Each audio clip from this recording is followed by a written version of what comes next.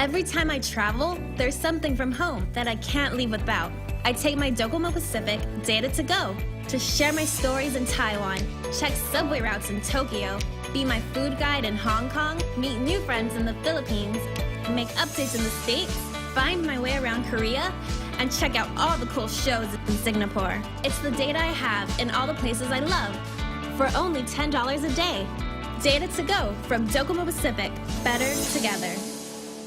A killer car crash in California. 3 people are dead, 3 more critically injured in a fiery car wreck in California. 2 vehicles collided in South L.A. Saturday night. Both burst into flames, killing an adult, a child, and an infant instantly. Another infant is among the 3 who are critically injured. They were rushed to hospitals. Bystanders can be seen on cell phone video trying frantically to help those trapped inside the burning wrecks, but the intense flames made that impossible. Karen McHugh, Fox News. And where the police have made an arrest in that case, a man suspected of driving under the influence. Israel's military says troops have shot and killed 2 Palestinians who infiltrated the country from Gaza. And in another incident, they killed another Palestinian who tried to breach the border. The Gaza border has been tense for some time. Protests breaking out over the past 5 weeks. 39 Palestinians have been killed in border protests that started March 30th, with Hamas rulers urging Palestinians to be there every Friday. The name of a bar in Wisconsin stirring controversy during the current social movements. The Walk Her In, Drag Her Out has been a neighborhood staple on 74th Street in West Dallas, just outside Milwaukee, for more than 30 years. It's 2018. This is insane. An old name with a new controversy for some in the hashtag #MeToo era. It's rape culture. Though many in the neighborhood say they back the bar. I don't find it offensive. It's a joke. It's after a cartoon. Owners of the Walk Her In, Drag Her Out say they don't mean to offend anyone. As business owners, that's all that we're really looking for. We just want to make everybody happy. And that they're not committing to making any changes anytime soon. Jeff Manasso, Fox News. NBA playoff action this afternoon. The Cleveland Cavaliers get a win 105-101 over the Indiana Pacers. So the Cavs move on after they win that first round series 4-3. I'm Paul Stevens, Fox News Radio.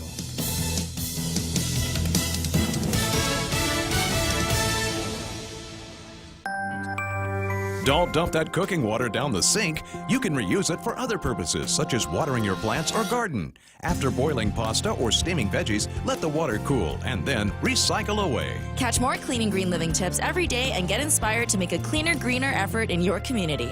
Happy Earth Month from the stations of Choice Broadcasting. Brought to you in part by Denny's of Guam. America's diner is always open. Like and follow Denny's Guam on Facebook. When you think about better water, think Kinetico softened water. Kinetico water conditioners work like no other, supplying a continuous flow of luxuriously soft water without disruption and without use of electricity. After all, better water flows from better thinking. Kinetico. American Water Tech. Smarter water, better water. Call American Water Tech at 649-2301 or email info@americanwatertech.com. Don't wait another day and waste another dollar. You can start saving today. At Guahan Insurance Services, we are here to help protect your investment and save you money. We offer insurance advising for business, car, and home insurance. So come and visit us at our new office at Camacho Landmark Center at Marine Corps Drive in Tamuning, and let us show you that you can count on us for all your insurance needs. Call 475-1162.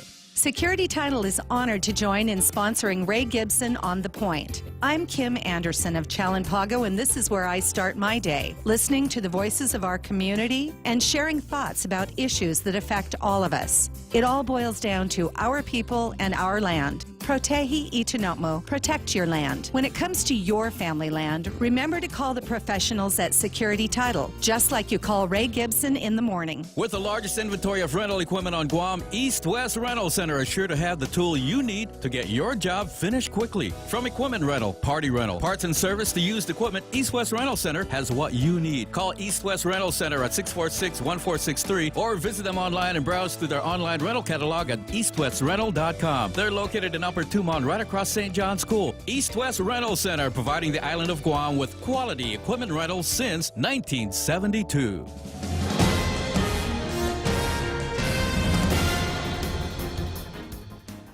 Half a day and good morning, Guam. News time here at The Point is 8 minutes past 6 a.m. this Monday morning. I'm Kevin Kerrigan. Here's a look now at some of the top stories from the Guam Daily Post.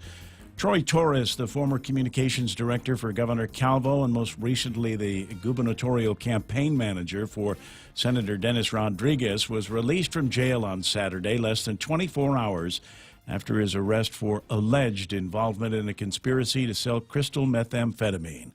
The 37-year-old Torres, along with two other suspects who were arrested on Friday, were issued 3-year notices to appear, according to the spokesperson for the Attorney General's office, Carlina Charfaris, who said that further investigation is required. Suspects were not charged in court within the 48-hour window for filing charges following an arrest. Torres was arrested on suspicion of methamphetamine possession, conspiracy to sell meth, permitting a violation, and hindering apprehension, according to police spokesman Sergeant Paul Tapau. Drug packaging materials, a digital scale, and drug residue that proved positive for meth were among the drug paraphernalia seized during the Friday raid at Torres' residence on Chrysanthemum Lane in Lati Heights.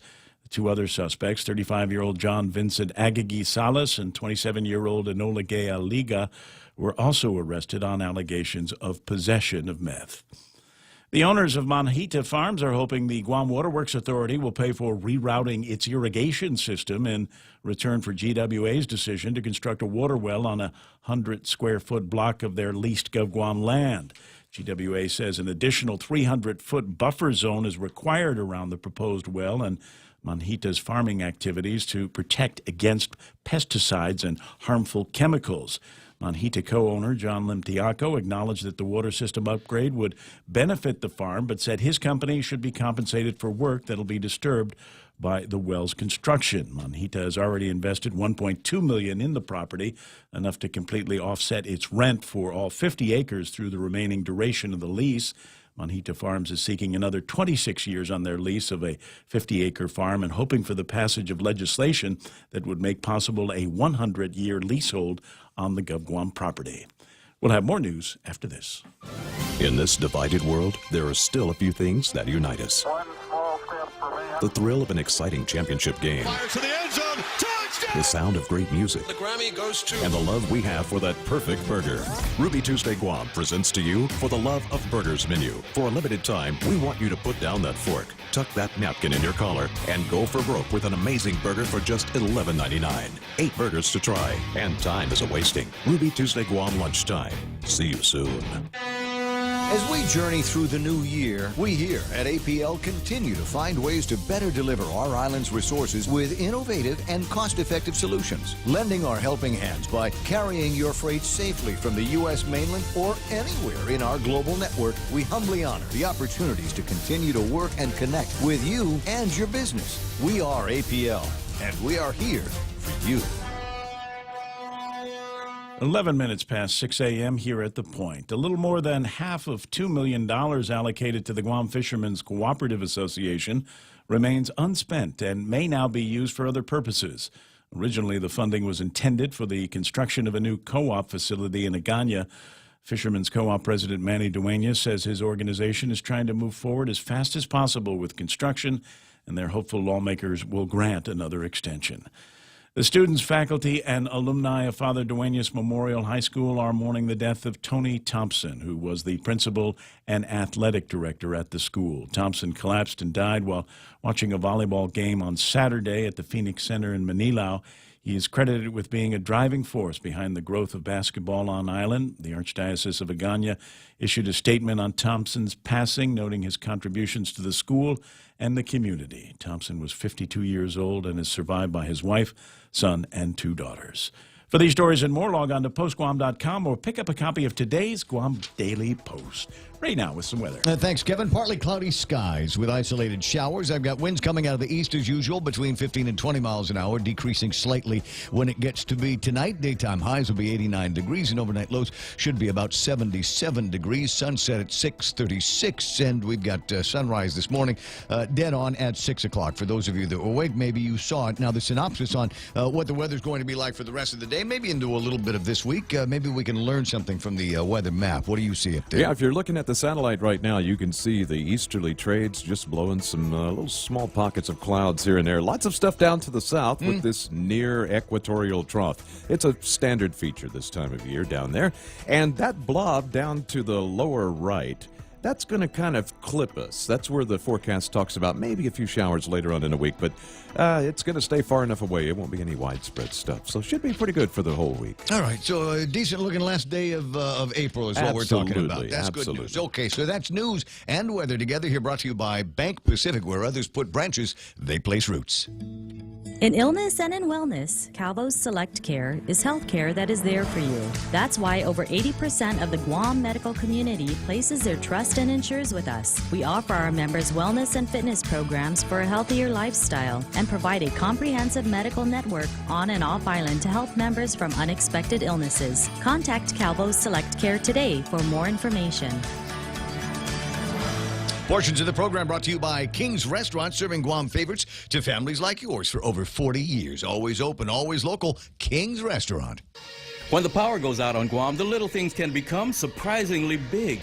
Small comforts are often the things we miss most during a power outage. That is why Kohler built the fastest responding generator sets in the industry. Whether you are at home or away, a residential Kohler generator will enable you and your family to live life without interruption. Kohler gas, LPG, and diesel power systems are available from Morrico Equipment, LLC on Epal Road. Call 649-1946. That's 649-1946. Don't forget to click on to MorricoEquipment.com. I won't forget to click on that. Don't forget to click on Security Title when you absolutely need confidentiality in your real estate transactions. This time, let's hear it from the first KFC female colonel. Smoky Mountain Barbecue, fried chicken so crispy and sweet. That crispy fried chicken. All right, stop. I can't do this. I thought if I dressed up like a country music legend, it would help KFC sell my delicious new Smoky Mountain Barbecue. KFC, it's finger-licking good. The Ray Gibson Show. Morning talk that matters.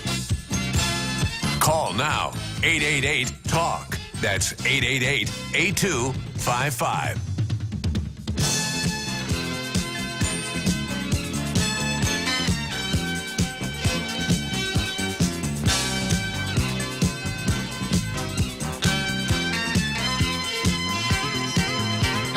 Boys and girls, did everybody have an incredible weekend? Was it everything that you wanted it to be and more? Well, punched through a bunch of very, very interesting stories, but first let me make the introductions. Let me lay all of that stuff out. Good morning. My name is Ray Gibson. This is the Ray Gibson Show on The Point, 93.3. I share the comforts of the microphone with Kevin Kerrigan from the Guam Daily Post. Good to have you online. Good morning, Ray. Boy, it looked like you got some work in this weekend. You got a byline in almost every newspaper that's out there.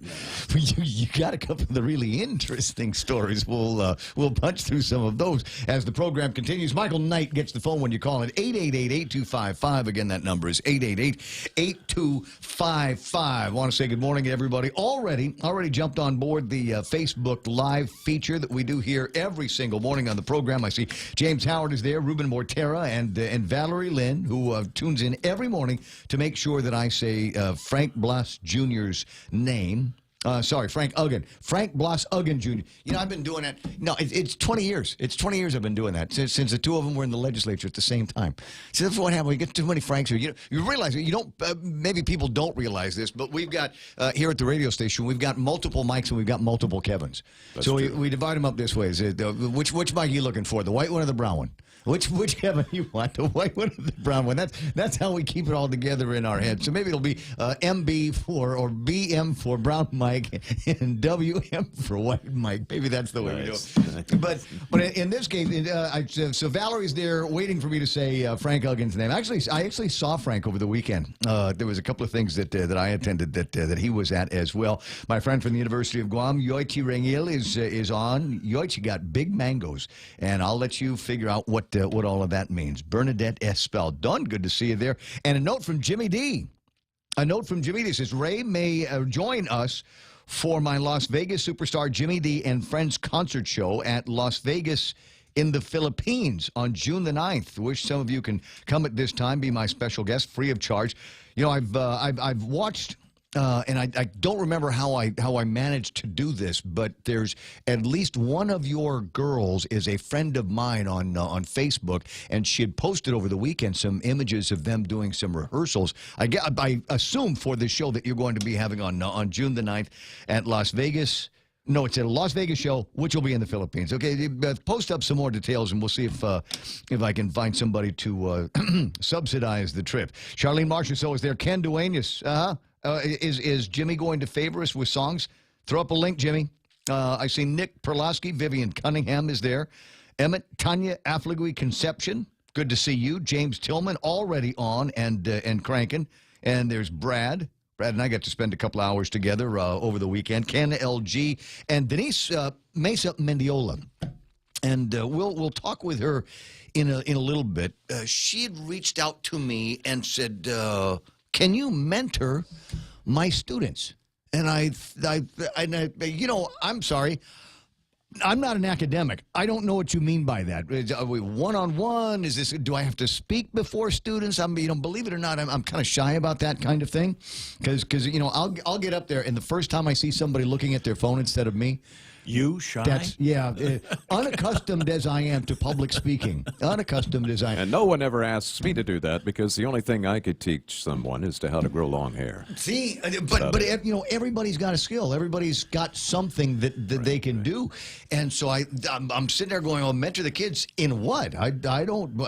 Are they? Is this a room full of potential broadcasters?" Yeah, well. And it was a bunch of kids, students at the University of Guam, and they had these real groovy business plans. I'm going to let Denise explain a little bit more about that, and you know, because it was one isolated part of apparently a very long process that these kids are in, and I'm looking forward in a couple of cases to seeing some of these business models that they were putting together actually come to fruition. When I was a student at the University of Guam, and we would get into these business programs, it was all case study, where we'd find a business or a business model or a business story and study that, and you know, come up with all kinds of conclusions and you know, that kind of thing. But in this case, it's the kids developing these programs, and then you going in there and from a certain perspective say how I might be able to promote this, or how I might be able to help you understand the financing that needs to go into it, you know, developing revenue streams, keeping costs down, all of that stuff. So great time. I was expecting to be there for about, you know, an hour,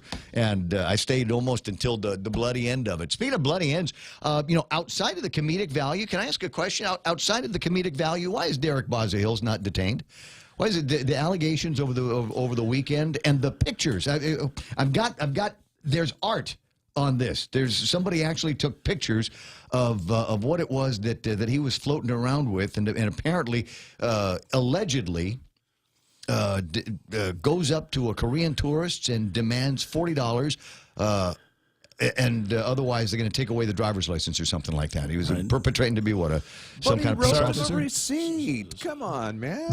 Well, again, I'll show the receipt in a second. But if you're watching on the Facebook Live, by now this is stale. Everybody that's got WhatsApp or Facebook has probably already seen this image. But for the purposes of completeness, there he is with a passport card, which I didn't know that you could get out here. I always thought that was... I've never even seen one. Well, the idea with the passport card is you can use it as a passport. That way, if you do a lot of business going across the border between, say, the United States and Mexico, or the United States and Canada, you'd have one of these things instead of carrying your passport around all the time. But I guess you've got to ask for that. I didn't know you could get that here. Yeah, now that I do, I can, because it does look kind of official. It looks like something that, you know, you could flash in a hurry and get somebody's attention. It's got this, you know, this federal cachet on it. I just went to renew my passport and ordered one of those. You can order it? Rev and tax. Really? Yeah, I think it costs an extra $40 or something. $40? Okay. Yeah, but like I said, it's something that you can snag in your wallet. You don't have to necessarily carry the passport but around. You can only use it like in Mexico and Canada. Right?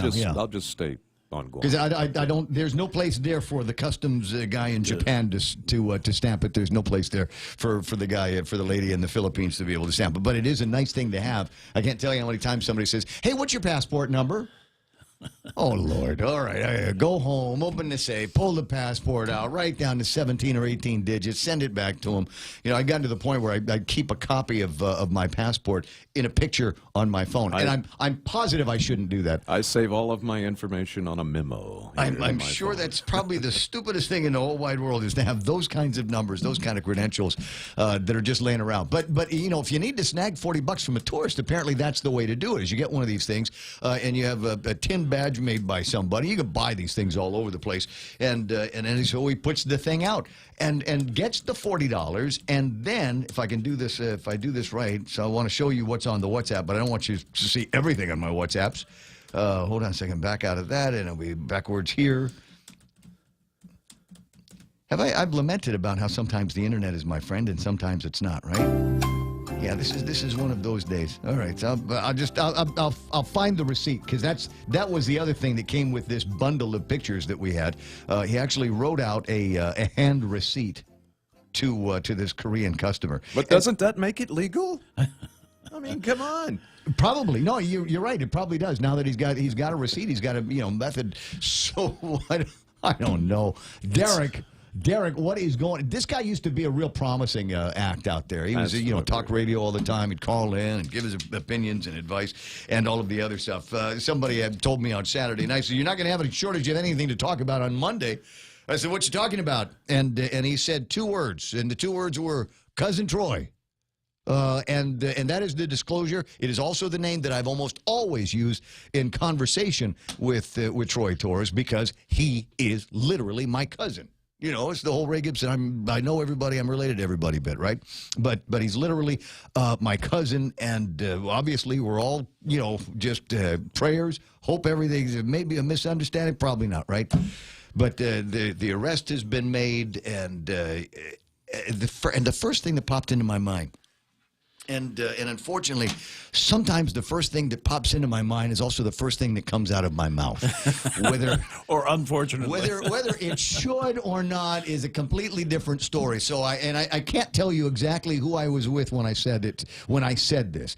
But I'll suffice to say it was a member of a gubernatorial team that was running, and I said, which one of you guys dropped a dime on my cousin here? He's trying to make Dennis Rodriguez look bad. Which one of you guys did this? And he just kind of gave me this stern look like, don't ask me that out in public, for heaven's sakes.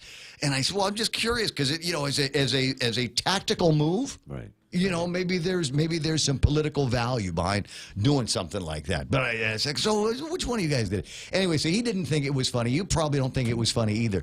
But it does bring to mind I'll call it a pro tip. This is a Ray Gibson pro tip that I will give you for absolutely free. If you are running a larger campaign, if you're somebody got a name, if you're known and you're running a campaign for, I don't know, Congress or the governor's office, something like that, if you're a big name that's running for a seat at the legislature, may I give you a suggestion? Here's my pro tip this morning. Vet everybody. Vet everybody on the team. You go to their Facebook, Google them, find out everything there is to know them.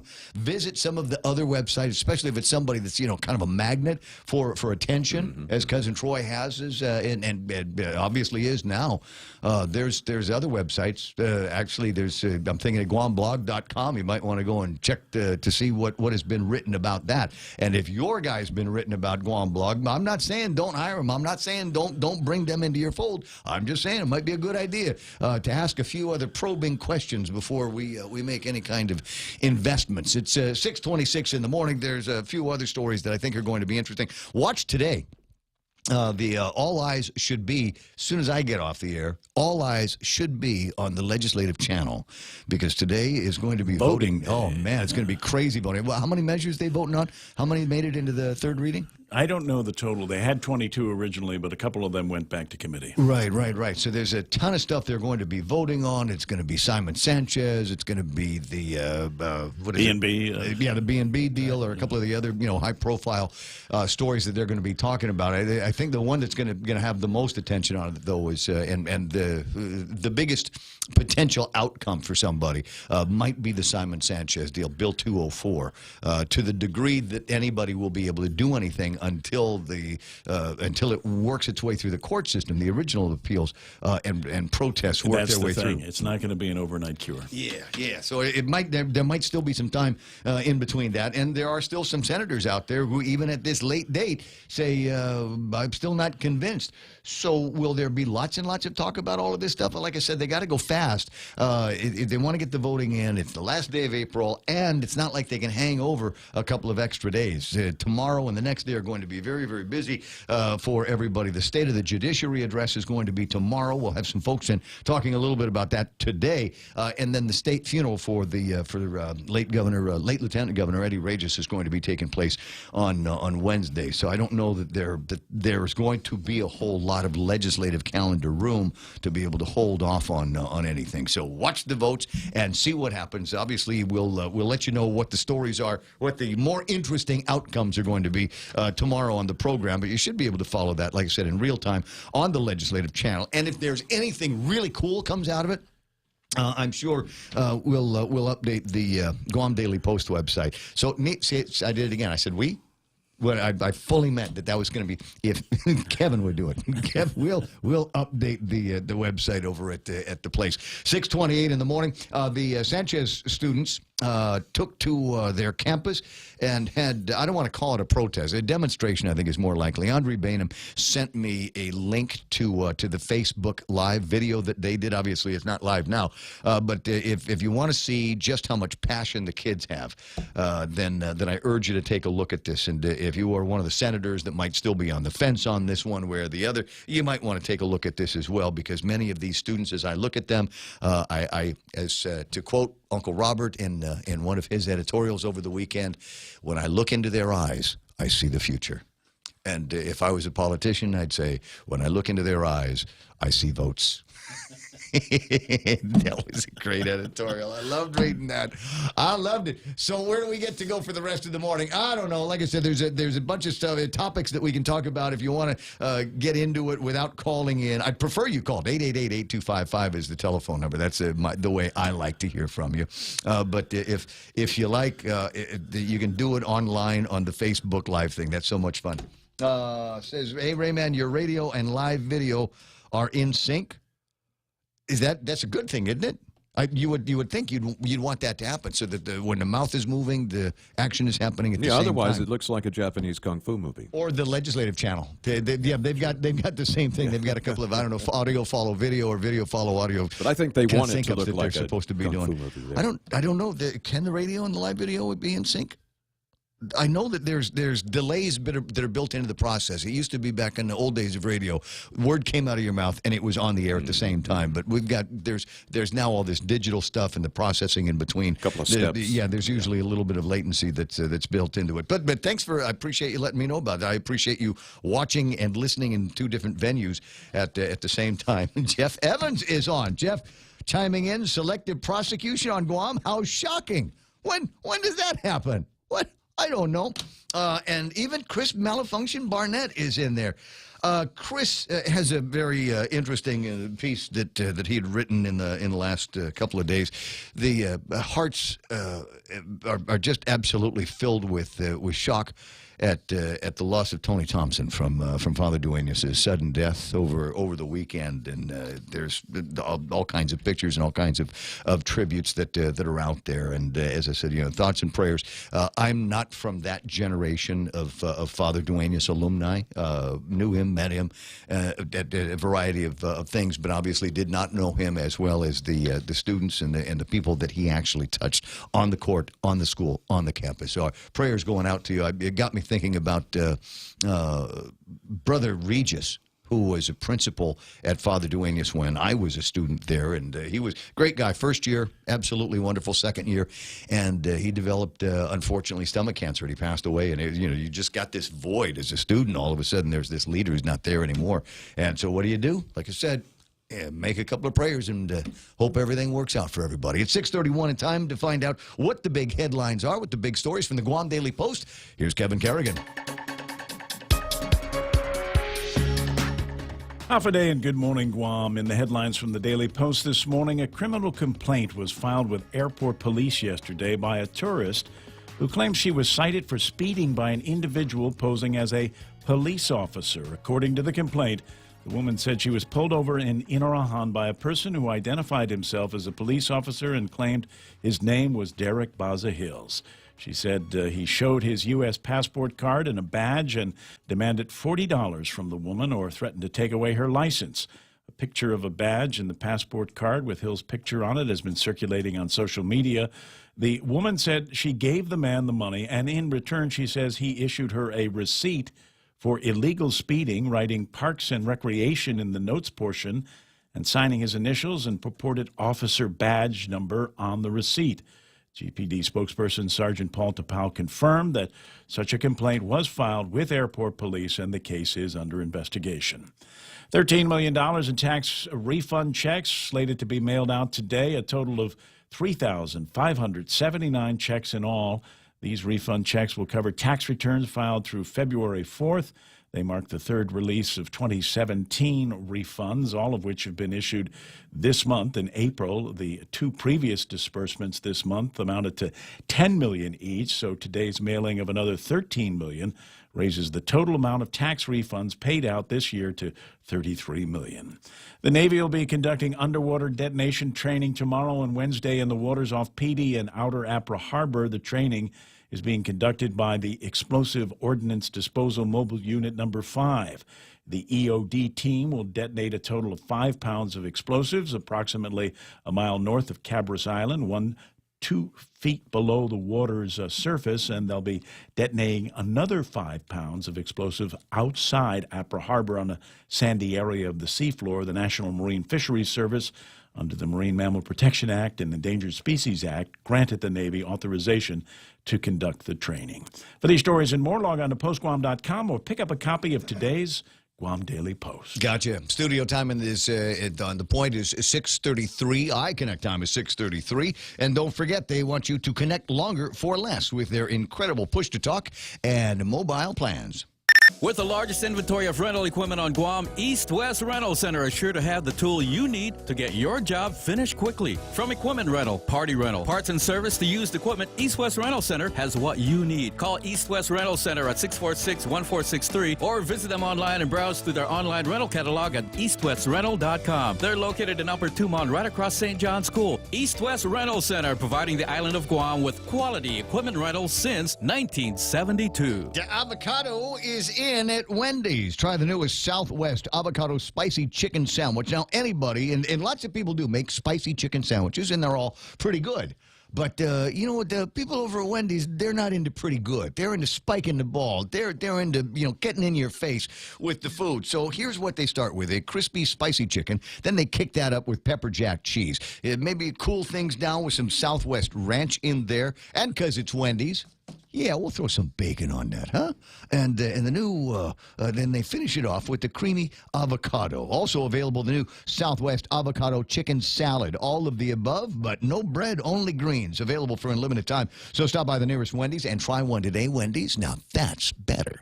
At Micronesia Renewable Energy, values matter. So all of their solar energy systems come with guarantees and the most value. No shortcuts, all quality. It's giving you that solar energy system at the best price. It's using highly efficient solar panels with typhoon-proven racking, built by highly skilled local technicians, so your system performs and saves you money. It's total peace of mind all the time. Not all solar companies are created equal. For experienced quality solar, it's MRE. Call 632-2613. MRE, the smarter choice. There's no traffic right now. I'm looking at the traffic gizmo here, and there's nothing to worry about. You might want to take a little bit of extra time because in some places there were a lot of early morning showers and the roads are still wet, and that could be a problem for you. Maybe not you. I just always worry about the guy in the other car that is not your relative. You didn't teach them how to drive, and you have no idea what their skills are. That's why we wear seatbelts, right? Anyway, so keep an eye out for that. Some of the usual spots are beginning to build up a little bit early, but doesn't look like there's anything that's going to slow you down. Now, last night, I do need to let you know, last night at the intersection over by McDonald's on Route 16 and then heading into to where Cost You Less is, that intersection, you know which one I'm talking about? That light was out. I mean, it was just complete. It wasn't in blink mode. It was just out last night. And so when I was leaving the mall with the little girl, I was leaving the mall and I headed up there, and all I could think of was, I hope there's a big truck that's going through that intersection that I can draft behind, so I don't have to sit there and do that. Is it my turn? Is it my turn? Nobody does any of that stuff anymore. So I'm just saying, Glenn, if you're up early, then you might want to have somebody out there and just double check and make sure, because otherwise that's going to snag traffic like crazy this morning. It's 6:37. That's news and weather and traffic together on The Point. Summer's right around the corner, but first shift into spring with Triple J. With 0 down, 1.9% financing and easy trade-in, now is the time to buy. Get into our big boy truck, the Ford F-150, starting at $217 per paycheck. Car and Drivers 10 Best, Mazda CX-9 at $242 per paycheck. The Mazda 3 Sedan at only $137 per paycheck. Or the North American Car of the Year, the 2018 Honda Accord at only $216 per paycheck. Visit us online at triplejguam.com and get pre-approved instantly. Some conditions apply. See dealer for details. Triple J Auto Group, customers first. Stop by any Circle K today and overload your For Real. It's simple. Pick out your favorite For Real shake, blend it, and then mix and match any 2 toppings for only $1. Overload your For Real with a variety of sweet treats like Oreo cookies, gummy bears, classic M&Ms or peanut M&Ms, and Reese's peanut butter cups. Simply add them to your For Real shake for an overload experience and enjoy. For Real Overload, only available at participating Circle Ks. Circle K, take it easy. The Ray Gibson Show. Any speaker, anytime. Call now. 888-TALK. That's 888-8255.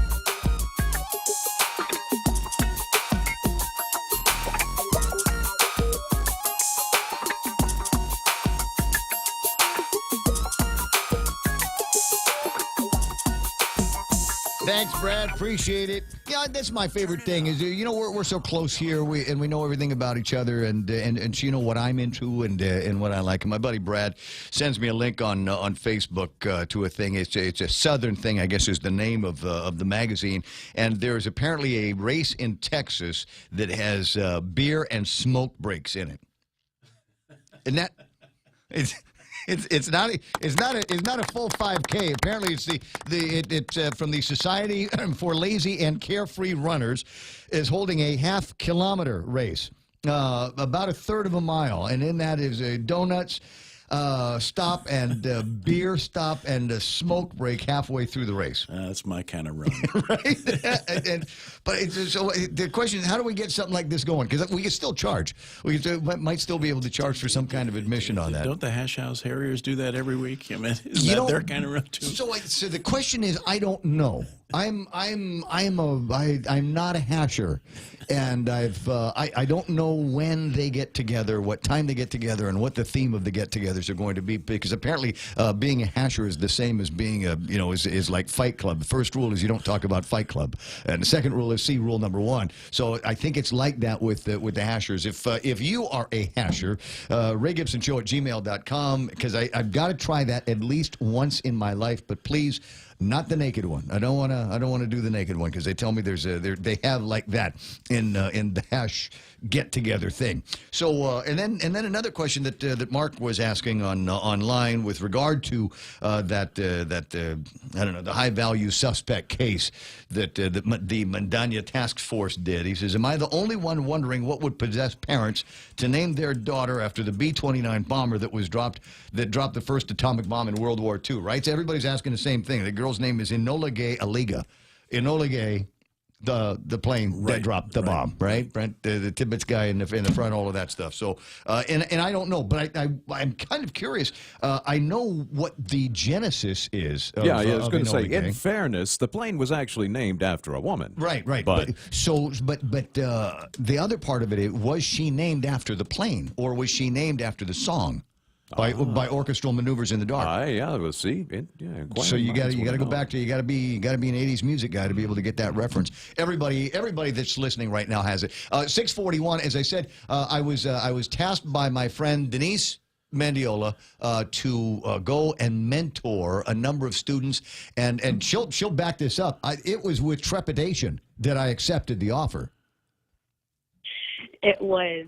Because owe you some drinks for that. Because I didn't know what the hell you were talking about. What do you mean mentoring? I don't know what that is. I mean, what am I supposed to do? And then I got up there, and Richard Hart from Applebee's and Pieology and what else is he up to there? He gets at the Garden. The Olive Garden and the Flapjack place.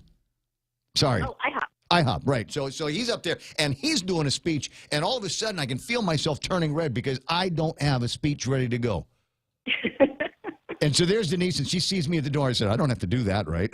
You're not going to make me get up there and do that, right? And fortunately, the answer was no. Great speech, though, Rich. I thought you did fantastic, and you hit a bunch of really, really good points that I'm going to steal so that when I do have a speech, when I do have to deliver something, I've got a couple of topics that I can lay down on. But guide me through where exactly was I, what program was I in, and tell me about some of the other mentors. Where was I and what was I doing there? Yes. So thanks again, Ray. We really appreciate you being there. We had so many great feedback just right when they were done. They absolutely loved you. So what this is every semester graduating seniors have to do a capstone project. And it's a culmination of everything that they've learned in their years as students in the School of Business and Public Administration. Mm-hmm. And so what happens is they have to get into teams, they have to put together business plans and a presentation, and they have to pitch it in front of a bunch of judges, and they call this the snake pit. The snake pit. Right. So what we had to do is the legislature, are they aware that you stole their nickname? I think we had it first. Everything happens first at UOG, you know that. I hear you. So, but I wasn't a part of the snake pit, right? I was just prepping these guys for their eventual snake pit moment? Right. You're prepping them to get into the snake pit. And so what we did was we handpicked the mentors because the requests from the students were, they needed somebody in marketing, finance, management, definitely in food because you saw there were several food businesses there. Yeah. And we definitely needed some nerds. So that's why I was begging you the other day. Yeah, because I'm sitting there, all of a sudden I'm going, I don't know what I'm going to be speaking on. It's just as far as I know, I'm a broadcaster, manager. I'm not even a serial entrepreneur. So I wasn't sure where you needed me until somebody said, and Ray's going to talk to you about marketing. I said, okay, I can do that. I've a little bit of credibility in marketing and helping people through some of their needs to be able to get a word out or understand the message. But I was so impressed with these young people and the brilliant ideas that they have. My favorite ones, obviously, were the ones that were using technology. So as soon as you said, want you to start making your way to, start thinking about which table you want to, I already knew who I wanted to go to first. It was these kids that had this idea for virtual reality, 360-degree presentations. Can you imagine, they go out there and they do all of the filming and everything, but, for somebody like a real estate agent, right? You go in and we'll do a film tour of this house, this property. Maybe it's a business, maybe it's an apartment, maybe a condo or something like that. We'll do a 360-degree video presentation for you. And so what I talked to them about was, once you've created content, then there are things that you can do with content, and then there's advertising, and then there's all these revenue streams. And it was such a delight because nobody listens to me, but these kids they were taking notes. So hold on, you're going too fast. What do we do now? Describe over the top again. What's that technology? How does that work? Will GTA give me server space? What about Docomo? And but they got it. It was great to be there and see the light bulbs go off in these kids' heads. And I'm going, bring me back. When is your next meeting? Because I'll come up with even more ideas for you. This is back of the envelope stuff. This is easy. Right? Isn't that so interesting with these students? I mean, they're graduating this in May, and then they're going out to either find jobs or hopefully they start some small businesses. But for the most part, they're going to go out and work for someone. And it was nice to see that they have so much energy and they were genuinely interested in in what you folks had to say. And, they look up to you guys because you are professionals in the business industry. And a lot of times they just hear about you or they see you on TV or listen to you on the radio. And so I think for them it was really special to have you folks up close and actually have a one-to-one with you. Well, and I wasn't even the biggest name in the room. I mean, Josh Tenorio was there. Auntie Lulian Guerrero was there. You had Cooper Nurse. This guy is brilliant. Ramsey, I was following him. So whenever he'd leave a table, I'd fill in that spot because I kind of wanted to see what it was that he was talking about because, there's a lot of people are talking about social media and being able to use digital media to get the word out. And it is, he and I agree on this point, is that radio as an advertising media works very well with digital. You can combine the best of both of them for your campaigns. Not that I'm suggesting that anybody, but if you'd like me to come and sit down and shoot holes into your business plan, call me, 888-8255. Be happy to do it. And so, as I said, there's a bunch of bigger names, and I'll mention some of the. Clifford Guzman was rolling around there. Which one of my big advertisers am I forgetting? Well, you had Rich, of course. He was asked to blurt that out. Right. And so I just wanted to let you know that, when I was walking around the tables, they were asking for concept folks. And so your name and Cliff's name came up, and they kept asking for you to go onto their table. So I'm sorry you weren't able to go to everyone because we ran out of time, but just know that they were requesting for that. If there's opportunities for something like that again, now that I know what you mean when you say mentoring, the answer is yeah, I'd be happy to do that. And there are people, if you go to the Facebook chat thing this morning, there's a bunch of other names there of people that I think you ought to recruit as well. Absolutely. Okay. And thank you again, Ray. We really appreciate it. No, the pleasure was completely mine. Pleasure was mine. It's something about it, being able to sit down with these guys and from a cross-generational perspective talk about the opportunities that they have. It's a little bit more difficult for me to start talking about how to use digital technology and the digital media because I'm not from that planet. But you get these kids, they are. I mean, I'd throw out a couple of concepts at them, and they were already well aware of it and well-versed in it. So I think there's going to be some great things coming out of them. Just give them their degrees now. They're all smart. Exactly. Okay. I'll talk to you pretty soon. Awesome. Talk to you later. Thanks. It's 6:48 in the morning. And what a great way to spend a Saturday afternoon. And the amazing thing, at least to me, if I could, for a second, I don't go to the University of Guam campus very often. I can tell you it has probably been twice in the last maybe 2 years that I've had an excuse to go to the campus. But it's amazing to me because there's always something different there. As you drive by, and guess what? There's a whole new building. Where'd that come from? And near as I can tell, it came, Uncle Robert built it over the weekend. It's just, we needed a new building for business and public administration, and they got together with the Leon Guerreros, and all, bang, there's this new building. But the crazy thing is you turn the corner from that building, and there is the executive offices, the administration building, if you will, of the University of Guam, and I think that goes back to the old Quonset hut days of the Guam College. Maybe one of these days we'll build a new one of those kinds of things. I mentioned Uncle Robert with not necessarily tongue in cheek, but something else happened over the weekend, and this is the first time I've had a chance to talk about it on the microphone. It was happening while I was finishing up the show on Friday, and I got finally to look at a little bit of social media, Twitter, and one of the things that I saw, a video that I saw, is something that absolutely took my breath away for a second. It was like watching the wall come down. You know which video I'm talking about, the one where Kim is walking across the DMZ, actually steps over the line to shake hands with the premier of South Korea, and you go, wow. Yeah, there's no other word. There's nothing else that you can use to fill in that moment, because you realize that there has been this conflict that has existed forever and ever, and it has just always been out there, and all of a sudden, to the degree that you trust everybody, the players in this game, it might be coming to a close. There might actually be one Korea here soon. Good PR, but the reality, I doubt. Really? Yeah. Is that now? You're just being stubborn, right? What's the history? 30 years of this? And, more of that? Yeah. But it's these small steps that you see, and maybe it's a Trojan horse. Maybe it's just one of those things. I want to see something good and positive come out of this. Well, I would be hopeful too, but the proof is in the pudding. Yeah. Well, it's one of those things. We're just gonna have to watch and see where this is going to be going next. But it was interesting, and so the guy that I want to talk to about this is somebody that every time something of some magnitude happens, I've always reached out to him to give me a sense of where this is going to go. So if I get a chance to talk to Uncle Robert about it, because I'm curious as to what his perspective might be as somebody that has been in around at least diplomatically near those circles when he was a congressman in Washington D.C. and how a softer North Korea could change things. Just because I'm curious.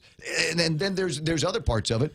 The academians, the financial guys, how would that play out? How would another Korea or a one Korea or a different footing like that, how would that change the nature of everything that we do out here?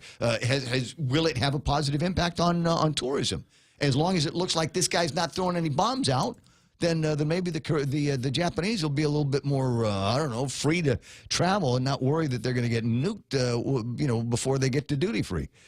Maybe there is that. Maybe that's something that we might be able to start using in terms of our marketing here with Guam in the hospitality industry. Is it also possible that one of these days these North Koreans might be as well-heeled as the South Koreans? One of the interesting takes, because I posted a picture, shared a picture that I'd gotten from a friend of the two standing at the 38th parallel, shaking hands and all that sort of thing. And, I talked about how it was, of course, a historically relevant moment beyond like of the anything. wall was coming down at again. least of this decade. Yeah. And people were talking about the possibilities that it was all going to fall in place like they were hoping.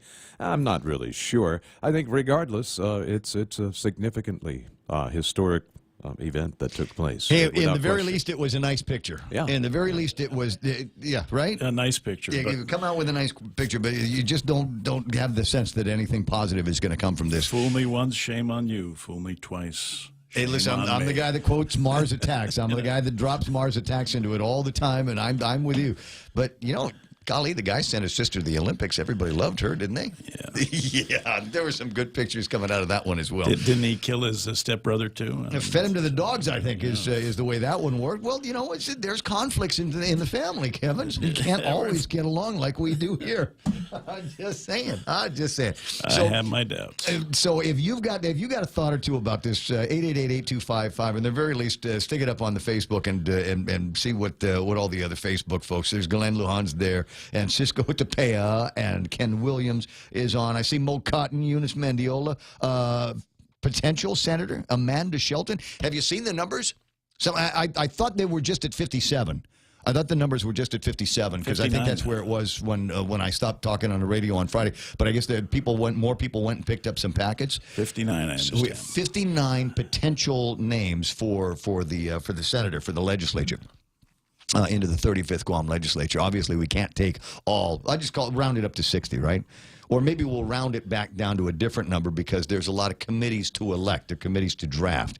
And in some of those cases, even though they are a mighty ego stroke, there are still some times where the guy whose name is at the end of committee to draft whatever is absolutely the last person interested in running for any kind of political office. I was going to ask if that sort of thing happened. The committee to elect Joe Schmo went and picked up a packet, and Joe got the packet and says, no, I don't want to do this. Yeah, I don't know if it's jilted bride thing, but I'd also be curious, and maybe somebody's got a number on this.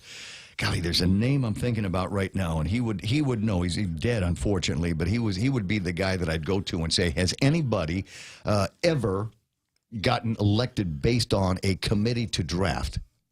Over all of these years, over all of the elections that we have had for the legislature, has anybody had family or friends or just a bunch of guys, that got drunk the night before and said, hey, let's do this. Let's go and make a committee to draft Kevin Kerrigan for the 35th Guam legislature. Weren't you in the running one year? No, my name always shows up, on the write-ins. My name always shows up. So does Chris Barnett's and Donald Duck and Mickey Mouse. It's just one of those things. I want to write somebody's name down, so they put my name down. So but has anybody ever gotten into the legislature as a result of being drafted by a committee? Inquiring minds want to know, and there's at least one or two people on the chat who's got a memory that might be able to go back that far. Because I tell you what, I'm sure it hasn't happened very recently. 6:56 in the morning, and there's one rant-worthy point here that I wanted to get to here. It's a story that Jolene Tovas did last week about the Department of Corrections looking for funding for a get ready for it. They want to get at the Department of Corrections Canine unit. A canine unit. They don't have enough humans there. They don't have enough money to hire enough people, human beings, over at the Department of Corrections. They don't have enough money for that, but apparently they're looking around to see if they might be able to get some funds for the dogs. You don't have to pay overtime to dogs. Feed them and house them and train them and take them for a walk every day. It's like having a 4-year-old, right? Yeah. So there's things that you've got to do. So we'll take all of the time and attention that we would normally have watching the clients over there, and have guys go out there and deworm and delouse and give tick baths to a bunch of dogs over at the canine place over there. Like I said, mounds of overtime at the Department of Correction. And the story that they're about 100 guys short, if my math is right from where the story was last week. If they wanted to get out from under the overtime, then they need to start hiring more guys. In the meantime, it's hard to hire more guys if all of the available cash that you got is going to support what I think is not necessarily overtime because we've got overtime. I've got a feeling it's more of an expectation that when you get there, you're going to get X hours here at this salary. But, hey, it's okay, buddy, because don't worry, you're going to get some overtime. You're going to get some sweet dough. And the nice thing is they cut the overtime check separate so you don't have to show your wife, right? Not that that's ever happened. I'm just saying it could be part of the conversation that they have over there. Like I said, it's one of those things where you just got to look at it and say, really, have we solved all of the other problems that we have here? Because if we haven't, let's not add another problem on the pile. We don't need to do this. It was a piece of legislation that was floating around a few years ago where they wanted to change the name, change the state flower of Guam. And purely optics, right? It was just there was a bunch of kids. I think it was the Youth Congress that came up with the idea because the Putitanobu is not an indigenous flower or something like that. So we're going to change the state flower. And I said, really? Do we need to do this right now? Because I remember at that time we were probably also in the midst of some kind of a fiscal crisis. So maybe let's attack some of the important things before we start chipping away at this. And in fact, I think there's going to be a public hearing. I saw it somewhere. There's a public hearing on Regine Bisco-Lee's plastic bag bill. Right, they're going to be doing a thing on the plastic bag bill here pretty soon, and I'm wondering where that's going to go because it goes in exactly the opposite direction of where I think it needs to go. It actually creates more government instead of less government, and as I said, in my mind, this might be a little bit of a solution that is out looking for a problem. You don't want people to use plastic bags? Stop giving them. We've already told these businesses after all these years, eventually you're going to have to stop using plastic bags, and I can't think of a reason why in the middle of 2018, we can't just say effective January 1st, no more plastic bags. Everybody will be happy. There you go. Any other plastic bags you have? We'll send them to Saipan. The music's playing in the background. Is this loud rock and roll music? Is this Freedom Rock? We'll turn it up. We're KUSG had gotten you headquarters for Fox News Live. That's on the air in 8 seconds.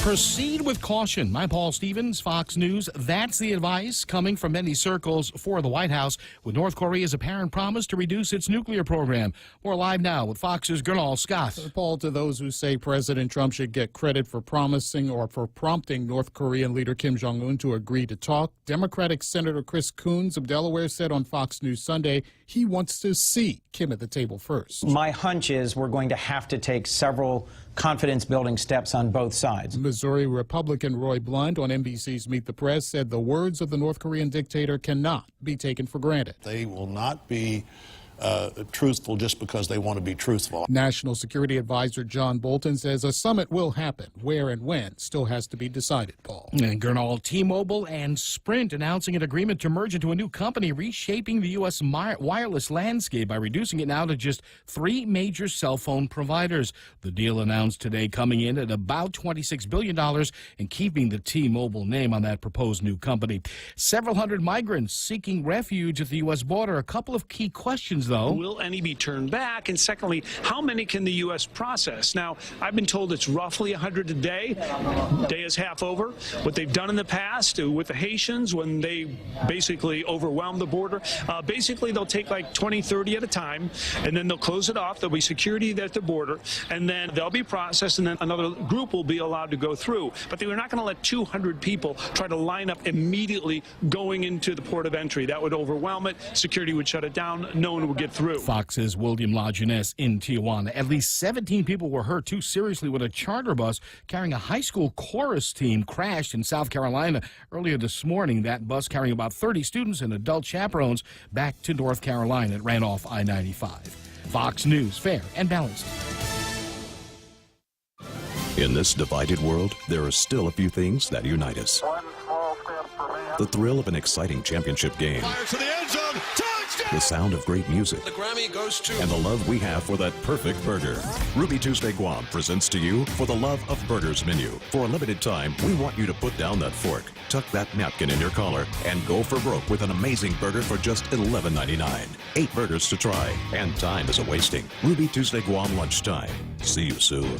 At Micronesia Renewable Energy, values matter. So all of their solar energy systems come with guarantees and the most value. No shortcuts, all quality. It's giving you that solar energy system at the best price. It's using highly efficient solar panels with typhoon-proven racking, built by highly skilled local technicians, so your system performs and saves you money. It's total peace of mind all the time. Not all solar companies are created equal. For experienced quality solar, it's MRE. Call 632-2613. MRE, the smarter choice.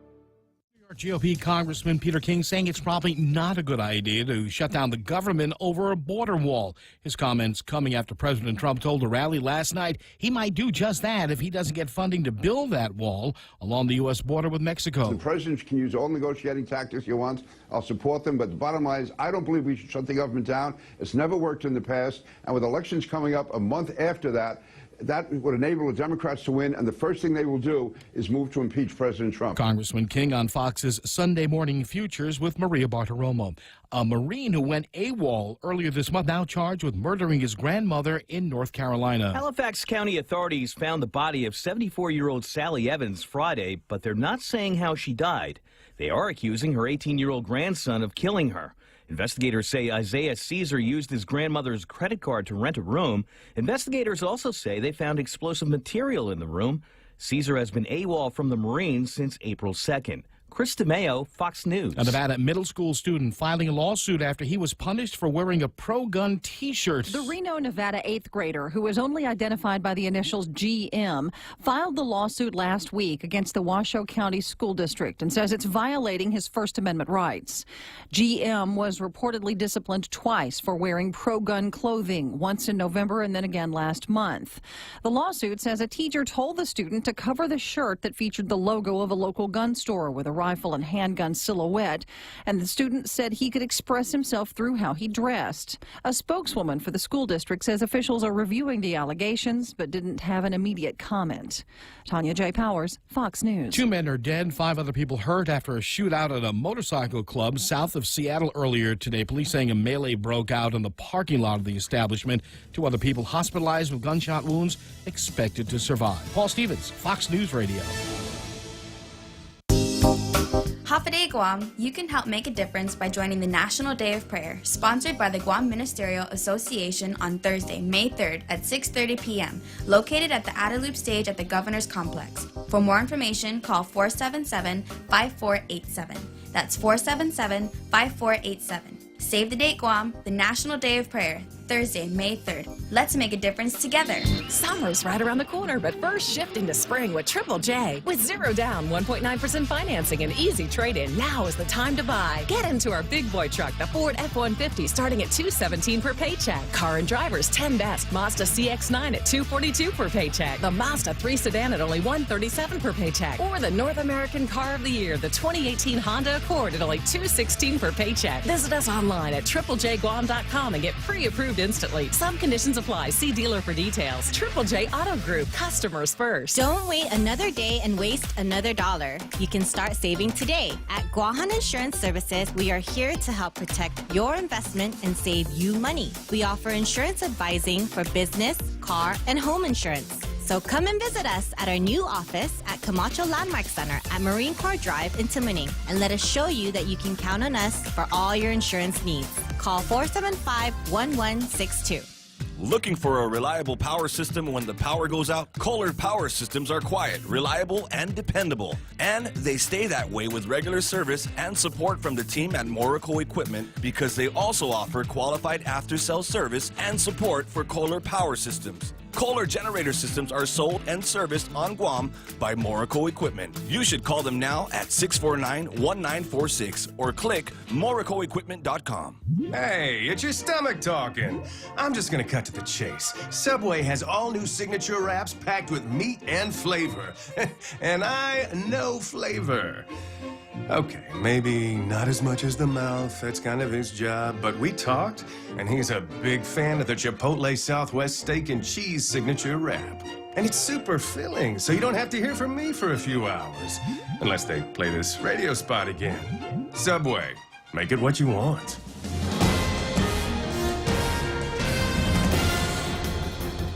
Half a day and good morning, Guam. News time here at The Point is 8 minutes past 7 a.m. this Monday morning. I'm Kevin Kerrigan. Here's a look now at some of the top stories from the Guam Daily Post. Troy Torres, the former communications director for Governor Calvo and most recently the gubernatorial campaign manager for Senator Dennis Rodriguez, was released from jail on Saturday, less than 24 hours after his arrest for alleged involvement in a conspiracy to sell crystal methamphetamine.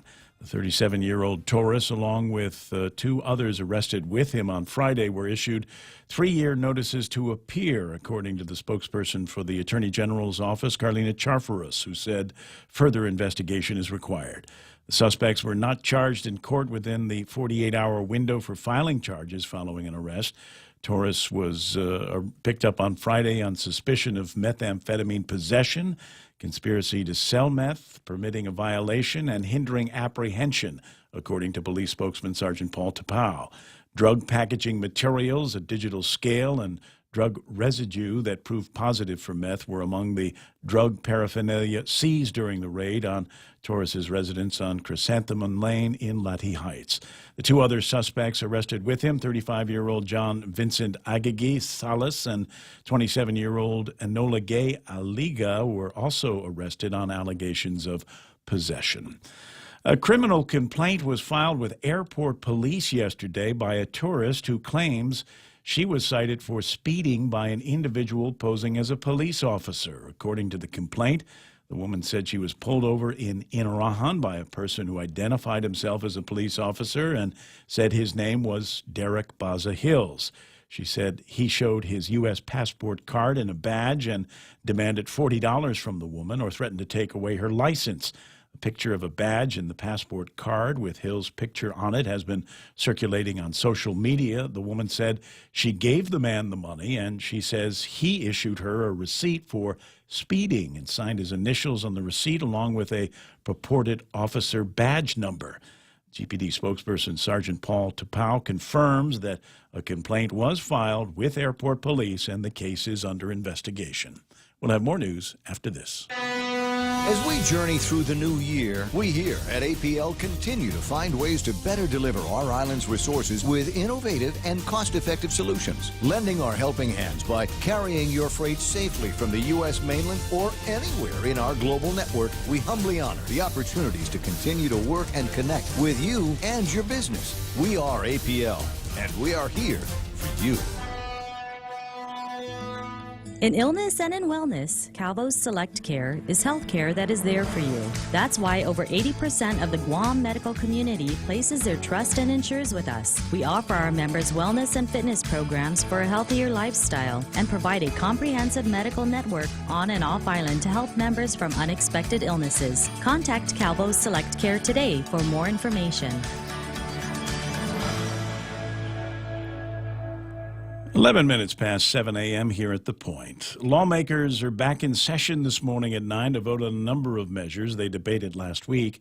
Among the bills up for a vote is Senator Frank Uggan Jr.'s proposal to turn procurement authority for rebuilding Simon Sanchez High School over to the Guam Department of Education, and Senator Therese Terlahi's bill to implement an 11% excise tax on bed and breakfast lodgings without waiting for Rev and Tax to draw up additional rules and regulations, which they've been unable to do for the past 2 years. The Chow Praya Thai restaurant in Tamuning shut down Friday after Division of Environmental Health inspectors found active rodent and roach infestation, as well as a number of other sanitary violations at the restaurant. The inspection was prompted by a complaint from a customer who reported seeing roaches crawling in the dining area.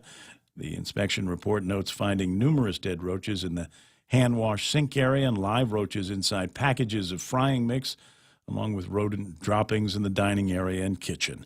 Inspectors also noted raw chicken being improperly thawed on top of the sink and the staff failing to wash their hands.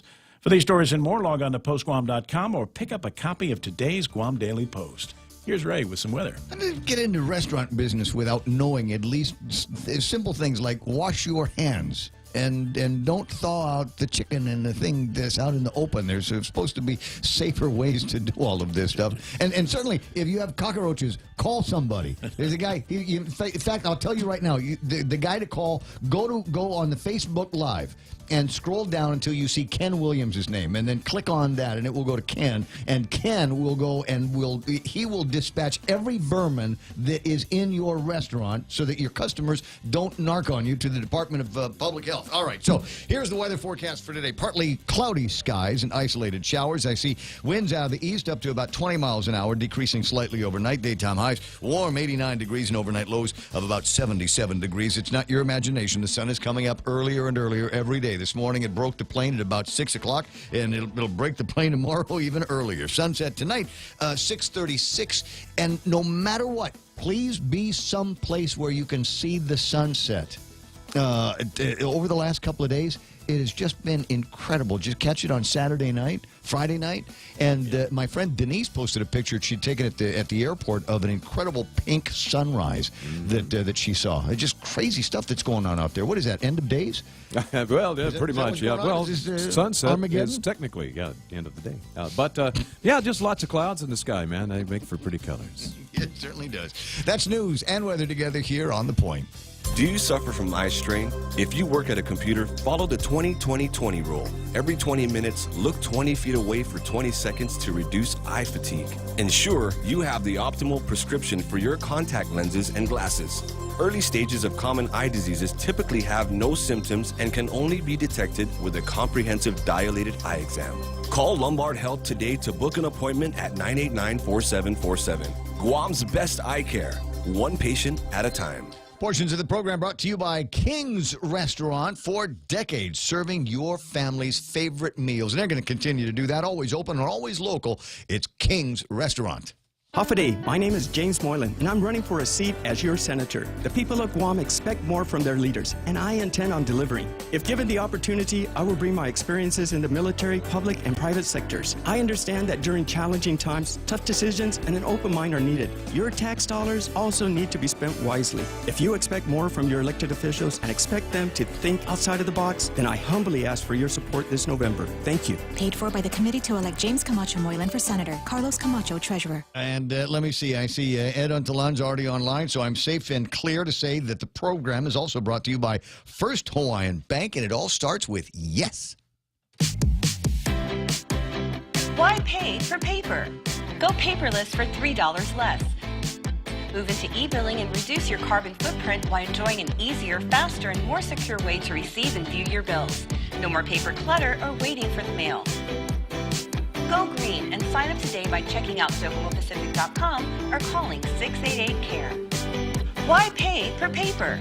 Go paperless for $3 less. Docomo Pacific, better together. Ray Gibson brings you closer to the action. Watch and listen live on thepoint.gu. Yeah, that's another place to go and watch the program if you don't want your name to show up like it does on Facebook Live. I get it. There's a bunch of you that work in other radio stations and other places, and it's just poor form to have your name shown up on a competitor's site. And yeah, I'm seeing the same thing here. Maybe that Kevin is. He's just shot me an image of the receipt that Derek wrote out, the hand receipt that Derek wrote out to the Korean. Apparently, speeder is the thing, and maybe he's just trying to help out the community, do his part. But if you look at the receipt, I'm gonna pop it up on Facebook, on the Facebook feed right now, so that you can look at the feed. Over on the top of it, under notes, it says Parks, and maybe it's just my ego. And I don't like to think that I've got an ego, but trust me, sometimes I'm in a room all by myself, talking to myself, and I believe that you are out there, fervently believe that you are out there listening. You got to have an ego for something like that, to be able to get involved in that kind of charade. So but in my ego is projecting, it's not Parks and Recreation, but it looks like Parks and Ray Creation. Yes, there's R-A-Y. That's clearly Ray Creation. Well, he could say Roy. He might have been in a hurry. Guys, he knew I was going to be talking about this morning. That's why he wrote it, Parks and Recreation. Sometimes I hear something, just something A, and I go, what? You calling me, right? So I get some Jerry Roberts coming up in a little bit. Traffic around the corner, but I do want to let you know that the Marine Corps Drive and the intersection of Marine Corps Drive and Route 3. That intersection is already snagging for traffic getting out of Route 3. If you are headed southbound Marine Corps Drive, just before you get to the GRMC intersection, it's going to be busy there for you right now. Now, we'll take a look at what happened on the markets over the weekend. Anything incredible that I need to let you know about? Let's see together. The Dow closed down on Friday, 24,311, but still over 24,000. I'm going to use that kind of as my benchmark. NASDAQ at 7119. They're up by a point and the S&P 500 closed up by almost 3 points. 2,669 is where they ended up. The Asian markets are looking good. Maybe it was that step over the DMZ that did it. Nikkei closed up by 148 points, 22,467. The Hang Seng at 30,280. They're up by 273 points. Shanghai up by 7 points to close at 3,082.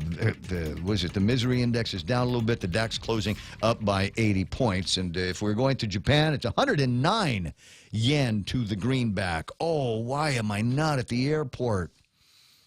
The Akihabara, if you go to the Japan International Airport, you go over there, and there's a place called the Akihabara, and you go in there with $1.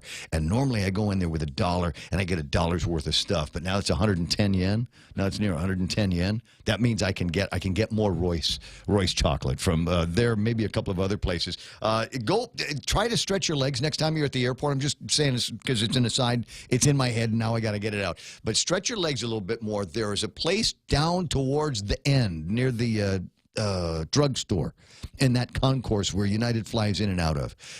Go all the way down, and there's a place that sells ramen by the box. And it's this really, really good puro Japanese ramen, and it's awesome. And you take the stuff out, and you make some hot water, and then you pour the seasoning sauce in there, and then you roll in with this ramen that I swear it's made by virgins or something. Like, it's a very, very, it's a super healthy, super culturally identified ramen, and it comes like in a 3-pack. You put some shavings of pork in there, a little pork belly. Ooh, that's good. I'm not hinting that that's what I want if you're getting off the airplane. I'm just saying that would be fun. You know what else they have? Is you keep going to the drugstore. You know what they have there in Japan? I don't know why they do this. The last time we were there, my daughter bought some. It's these mint eye drops. Have you ever gotten into that? Mint eye drops. Eye drops. Yes. Never even heard of it. It's there's something about it. It's one of these things where you test your capabilities to maintain your sanity. So you get these eye drops, and they come in, you can get them small, medium, large. You can get them in like spicy, extra spicy, and oh my God. And I think the one that Miami bought was the oh my God. And so she opens the thing up. We're in the mall, right? We're in the mall. She opens the thing up. She says, "I'm scared. You do it first, Dad." I said, "Okay." So I leaned back and I put it in my eyes, and I screamed like a girl. I said, "Oh my God, I can't see. I can't see. Why would you make me do that? Why would you make me?" I'm blind. Acid is what it is, and your sight comes back to you in a couple of minutes. So that's the good thing. But for that time, you're sitting there just the pain tearing up in your eyes because you basically put minty stuff in there. But you can buy more of it now at 109 yen. That's the end of the point here. Now, looking at some of the commodities, where am I on gold? $1,323 for an ounce of gold. Silver still trading low, $16.49. West Texas crude unchanged from where it was Friday at $68.10. I wish I could say the same thing for Tapis crude. Tapis still trading over $75 a barrel. I'll say it again. Tapis still trading over $75 a barrel. 75. I want to say, I can't read my handwriting. It's either 87 or 57. It doesn't make any difference because I'm going to make the same prediction that I've been making for the last several days. And you'll thank me when you go to the gas station and put gas in your car while it's still $4.23. Because the next time they raise it, I got a feeling it's going to be a fairly big bite so that they can pay for the gas that they need to sell you at the new barrel rate of $75 and almost $76, near the high selling point for the entire year so far. 7:21 in the morning. So that's what happened on the market. Now would be a good time to find out what's going on in the button-down mind of Jerry Roberts. Here's the extra point. Is everybody in your workplace more or less normal? Or might you have some freaky people in your midst? I'm Jerry Roberts, and today we talk about freaky people and a good reason why they should be welcome where you work. That's right now on the Extra Point. First of all, let's define what I mean by freaky people. We're not talking about the wacko fringe stuff you might pick up on social media or YouTube. Let's just leave it as people who may not dress like most people do, or look like most people look, or think like most people think. They're different. Best-selling author and leadership guru Tom Peters once said, he values curiosity and peculiarity and considers them important to an individual's success. He said, I value them because these are peculiar times. Peters believes we need new solutions to move us forward. We need different ideas that come from different people who have different viewpoints because they just see the world differently. In the late 80s, I lived in an apartment building in Los Angeles with a next-door neighbor who was a hip-hop dancer. She blasted her music, walked around dressed up like she was always ready to audition for a video, and sometimes even talked like a rapper. One night, there was a tenants meeting to solve some issues, and into the room comes a woman in a beautiful business suit, a pair of conservative high heels, and impeccably groomed. Sorry I'm late, she said. None of us knew who she was. Did she live there? It took a few seconds to realize it was our hip-hop princess. We'd never seen her in real clothes. It turned out she worked for a management consulting firm and left every morning at 5:30 to commute to her job. And the dance thing? That was her dream. And she was so good at analysis that her boss let her audition whenever she wanted. He didn't want to lose her. In about 5 minutes, she summed up the issues of the apartment complex and laid out a plan to fix them. Then she walked out, and 5 minutes later the music went on, and it was hammer time. I've conducted brainstorming sessions for companies where the quiet one, the one who never says anything, comes up with the idea that rocks everybody back on their heels. Peters used to say that if somebody comes to a job interview with green hair, their clothes don't make sense, and some of their answers are, well, here comes that D word again, different. If they have the qualifications to do the job you need filled, hire them. I'm with Peters on this. I value conventional thinking, but I also see the need to balance that with the unconventional, because that provides the challenge we need to grow. Get everybody involved with generating ideas for your organization, particularly those who just don't seem normal. You might be amazed at what you get in return. That's the Extra Point. Get out there and make something good happen today. For 93.3 I'm Jerry Roberts. I am immediately, as he starts talking about this person, I'm going, I know 5 or 6 people just like that. And there's one that stands out in my head, Jerry, and his name is Mike Harden. And unless you were, deep into South Ocean Beach culture in San Diego, you might not know that name, but he was the proprietor of a place called Hodad's in San Diego. This was the place. This was the place to get a burger. It just always had been. It was his mom and dad's place, and he dropped out of I think high school. And took over the family business and ran it. And like I said, you could not get into that place unless you either knew the guy or were willing to stand in line for an hour outside in the cold San Diego air. And he died a couple of years ago. And if you'd walked in there and said, I'd like to see the boss, he would have been the last guy. If you didn't know what he looked like, he would have been the last guy that you would have said, that's the boss of Hodad's. He had tattoos everywhere. I don't know that he owned an iron for any of the clothes that he would wear. He looked like he should be washing the dishes in the place, and in fact, he did. He often did. But he was the mind behind all of this stuff, and just a nice guy. I did an interview with him once upon a time, and the thing that stands out, I got to the end of the interview, and we were just talking about how great life was. He says, yeah, I've had a pretty good life. In fact, I tell you what, when I die, I want to come back as me again.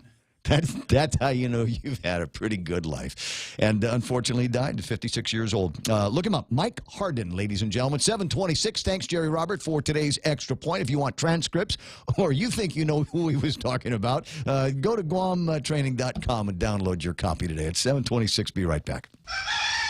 This time, let's hear it from the first KFC female colonel. Smoky Mountain Barbecue, fried chicken so crispy and sweet. That crispy fried chicken. All right, stop. I can't do this. I thought if I dressed up like a country music legend, it would help KFC sell my delicious new Smoky Mountain Barbecue. KFC, it's finger licking good. Yeah, now's the time to be looking at the traffic gizmo. I've got it just to the right of the screen right now. I got to move it a little bit closer because I got old man eyes. Let me see. Traffic moving into and out of the intersection of Guam Regional Medical City, building up right now, both directions too, southbound and northbound. If you're trying to get through there, 27 Alpha starting to get busy, and just north of Seng Song, we're going to see traffic build as people trying to get out of Dededo. Any red spots that I need to tell you about? Right in front of the intersection where the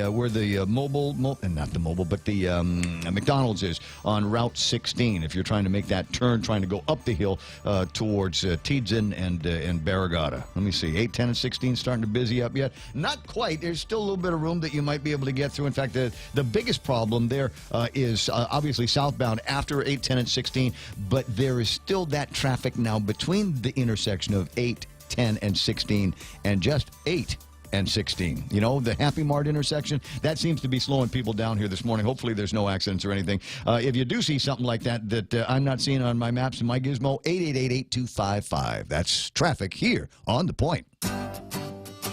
Are you waiting too long for a home loan decision? Are you looking for a bank that understands your needs and can close your loan quickly at today's super low rates? Then come no further than Bank Pacific. Our home loan specialists are friends and neighbors from your community, and our decisions are made right here in Hagåtña. Bank Pacific, where we're open to closing your loan in a hurry.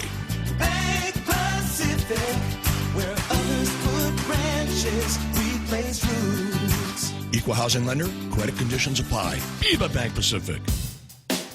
Jerry Roberts this morning on the Facebook types in, that Mike Harden guy sounds like he'd be right out of Tom Peters' playbook. I couldn't tell you if he even knew who Tom Peters was. It's just he's just a California boy, He's got a mom and pop hamburger place, and he just made it happen. Joe Cruz, good morning. Levon C. Guerrero Meno is there. There's Darlene Bloss. Hug to the old man for me. Bert Johnson, good to see Jana Lindley on Guerrero. Jana Lindley on Guerrero from Bank of Guam. Spent a couple of great hours with the boss over the weekend at this mentoring deal I talked about earlier. There's Renee. Artist Michelle Peer is on. And Ed and Karen Untalon talking about mint eye drops. They are great. He says they are. I don't disagree. They are. Yeah, and you've got this refreshed, cool sensation just as soon as the burning stops. And just as soon as you realize that you're not blinded for life, hey, yeah, that does feel kind of cool. Yeah, give me another squirt of that in about 20 years. I'll be okay. So let me see. Naoko Inui is on. I see Richard. I see cousin Tommy Barcinas. And Shelly Gibson, who is listening at Narita Airport right now, hand-carrying 2 boxes of Hokkaido noodles. Oh, wait, not in Narita. She's in Haneda now. Awesome. Last time I went to go Pop's place, I carried some of that over as well, and it went over very, very well. 7:30 in the morning. Speaking of things getting over, this segment of the program is over. Need to move into another one, and between that and this is headlines from the Guam Daily Post. Here's Kevin Kerrigan. Half a day and good morning, Guam, and the headlines from the Daily Post this morning. The owners of Manhita Farms hoping the Guam Waterworks Authority will help pay for rerouting its irrigation system in return for GWA's decision to construct a water well on a 100-square-foot block of their leased GovGuam land. GWA says an additional 300-foot buffer zone is also required around the well and Manhita's farming activities to protect against pesticide and harmful chemicals. Manhita co-owner John Limtiaco acknowledging that the water system upgrades would benefit the farm, but said his company should be compensated for work that will be disturbing their farming activities by the well's construction. Manhita has already invested $1.2 million on the property, enough to offset its rent for all 50 acres through the remaining duration of the lease. Manhita Farms is seeking another 26 years on their lease of a 50-acre farm and hoping for the passage of legislation that would make possible a 100-year leasehold on the GovGuam property. $13 million in tax refund checks slated to be mailed out today, a total of 3,579 checks in all. The refund checks will cover tax returns filed through February 4th. They mark the third release of 2017 tax refunds, all of which have been issued in April. The 2 previous disbursements this month amounted to $10 million each. Today's mailing of another $13 million raises the total amount of tax refunds paid out this year to $33 million. The students, faculty, and alumni of Father Duenas Memorial High School are mourning the death of Tony Thompson, who was the principal and athletic director at the school. Thompson collapsed and died while watching a volleyball game Saturday at the Phoenix Center in Manilao. He's credited with being a driving force behind the growth of basketball on island. The Archdiocese of Agana issued a statement on Thompson's passing, noting his contributions to the school and the community. Thompson was 52 years old and is survived by his wife, son, and 2 daughters. For these stories and more, log on to postguam.com or pick up a copy of today's Guam Daily Post. 7:32, that's iConnect time in the studios. Connect longer for less with iConnect's incredible push-to-talk, and you'll start hearing more about this soon. They've got a great mobile plan. I'm just going to say the words unlimited and leave it right there. With the largest inventory of rental equipment on Guam, East West Rental Center is sure to have the tool you need to get your job finished quickly. From equipment rental, party rental, parts and service to used equipment, East West Rental Center has what you need. Call East West Rental Center at 646-1463 or visit them online and browse through their online rental catalog at eastwestrental.com. They're located in Upper Tumon, right across St. John's School. East West Rental Center, providing the island of Guam with quality equipment rentals since 1972. Oh, that's funny. That's funny. This thing on it's going to take a life on its own. The mint eye drops that you can find in Japan. My friend Eric So says, I saw sound after using those eye drops, but been using them ever since. You get your hands on them, then it's all right. Speaking of developing new habits, let's see. Avocado is in at Wendy's. Try the new Southwest Avocado Spicy Chicken Sandwich. I'm fond of saying anybody can do a spicy chicken sandwich. You turn on the radio, there's all these ads, all these places. Hey, spicy chicken sandwich. But Wendy's kicks it up like Wendy's-sized notches. They start with the spicy chicken. Then you've got pepper jack cheese, Southwest ranch, applewood smoked bacon, because it's Wendy's and they bacon everything. Yeah, I'm using bacon as a verb. Try to stop me. They finish it off with cool, creamy avocado. It's available, and it's the new Southwest Avocado Chicken Salad. They do that as well with the chicken salad. Is there bacon in that too? Do they bacon it? I bet they do. For a limited time, stop by the nearest Wendy's and try one today. Wendy's, now that's better. For over 55 years, Community First has served our island as a full-service financial institution. And now, we're proud to introduce the new Community First Student-Run Credit Union, open in Manilao on Route 10, Guam's first student-run financial institution, which means it's operated by college students like us, ready to serve all our members, existing and new. We're just down the road from UOG and GCC. Community First Guam Federal Credit Union, now open in Manilao. This credit union is federally insured by NCUA.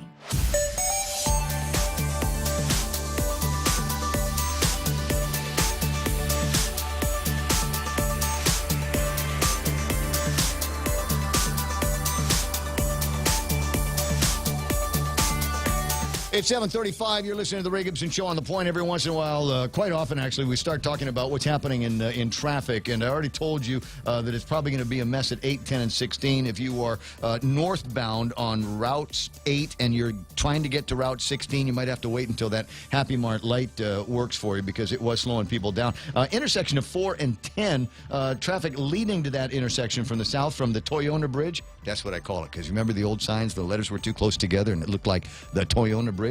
Anyway, so if you're coming out through there, making your way to the intersection, expect some delays as traffic is building up. If you're trying to turn from Route 4 onto Route 10 in the opposite direction, if you're trying to make that left-hand turn, you might actually experience a couple of delays going through that light. But otherwise, everything looks clear. It's 7:36. That's news and traffic and everything together here on The Point. We can't buy this house. What? It has 4 bathrooms. Just think of all the bathtub rings, water spots, and stains, plus the cleaning products I'll have to buy. Didn't I tell you? The house comes with a non-electric Connecticut water treatment system. We'll have clean, soft water throughout the house, protect the water-using appliances, keep the tub, showers, and sinks looking like new, and help our skin, hair, and clothes look and feel great, too. The house even includes a Connecticut drinking water system. A Connecticut system in the house? We'll take it. American Water Tech. Smarter water.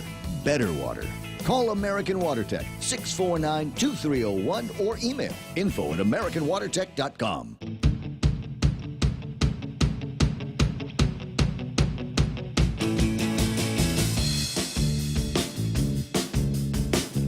.36. My name is Ray Gibson. Thrilled to be here with you. It's Monday morning. We got to knock out as much as we possibly can today because there's stuff going on this week. There's the Law Day May celebrations begin tomorrow. The State of the Judiciary, which Justice Merriman is going to be delivering, that's going to be taking place tomorrow. State funeral on Wednesday. So everybody got something to do here in the next couple of days. Guys over at the legislature are going to try to get the voting done on a number of measures, possibly 20, maybe as high as 22 measures that survived the conversation, made it to the third reading file. At any rate, so it's going to be busy in the next couple of days, and I want to try to get to as much as possible now. But there's a lot of what ifs that emerged in the events of the last 72 hours at the DMZ between North Korea and South Korea.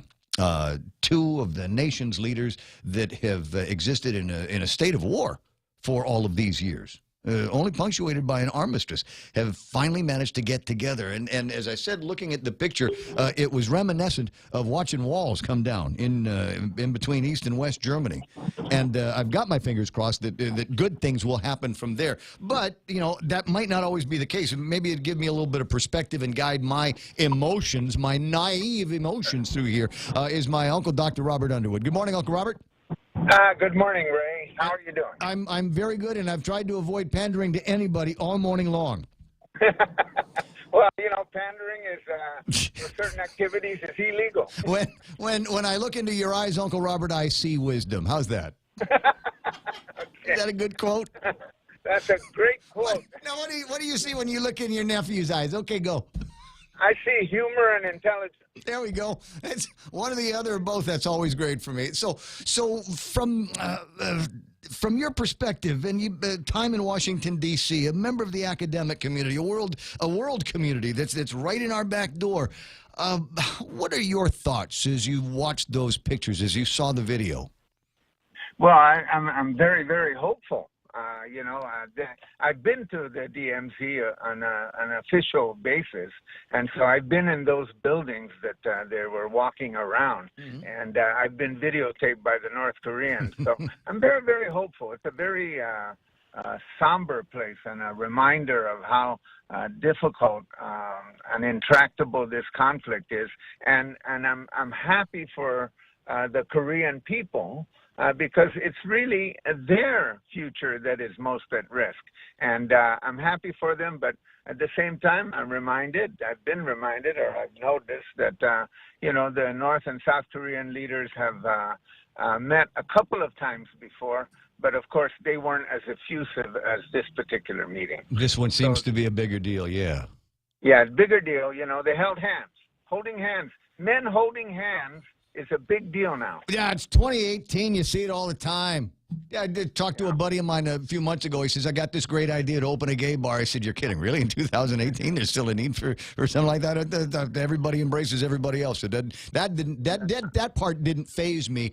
But there is still, the larger what-if questions. And maybe it's still too early to answer those about, what if there was just one Korea? What if all of the technical prowess and financial prowess that they've developed in South Korea over the last 30 years, 35 years, when they discovered, hey, we're actually pretty good at making things out of concrete, and manufacturing and assembling. What happens when all of that spreads north of the 38th parallel? Well, Korea is a real potential powerhouse, and it already is. South Korea is, and North Korea, they certainly must have a lot of technological skills, even though people assume that a lot of this capacity was borrowed from somewhere else. They still needed to do a lot of indigenous local development. Mm-hmm. So, in light of that, you'd have to calculate how much China would allow, or how much China would resist a unified Korea in that sense. So I think the walls tumbling down like East and West Germany are a long way away. But of course, the notion of having a demilitarized zone and an area that appears like there's two hostile powers facing each other could dissipate over the next couple of years, and the world will be a whole lot better for it and a lot safer. No, I think so. More tourists. And I was going to say, you've got access to another 25 million or so North Koreans that might find themselves gainfully employed and actually having some money in a savings account and the ability to travel. I wonder, and you sort of answered the question a second ago about how this might change the global military footprint that we have out here. There's still a tip on the spear. Does it need to be as sharp today or in the next 2 or 3 or 5 years? Will it need to be as sharp in those years as it is now if there's no longer a threat from capricious North Korea? Well, I think that capricious North Korea is just, maybe 25% of what the United States is concerned about in this part of the world. So you still have China as not just as a major player in the economic world stage, but flexing its muscles throughout the Pacific. I'm just reminded over and over again about how strong China is in the Pacific. I came back from the FSM 3 weeks ago, and I was reminded that every year there's 20 scholarships to Chinese universities every year granted to young people from the FSM, and they spend their first year learning Mandarin, and those young people are going to come back to the FSM, and they're going to be important policy makers and government leaders in 10, 15, 20 years. Right. So the whole world here is shifting. So that on a broader level, we have to consider and calculate what that means for everybody. And so while one area of concern perhaps steps back, another area of concern might step up. But remember that the relationship to China and what happens as a result of that affects everybody in the world. Obviously. And I remember a conversation a few years ago where it sounded like they wanted to outright buy the island nation of Yap out in the Carolines.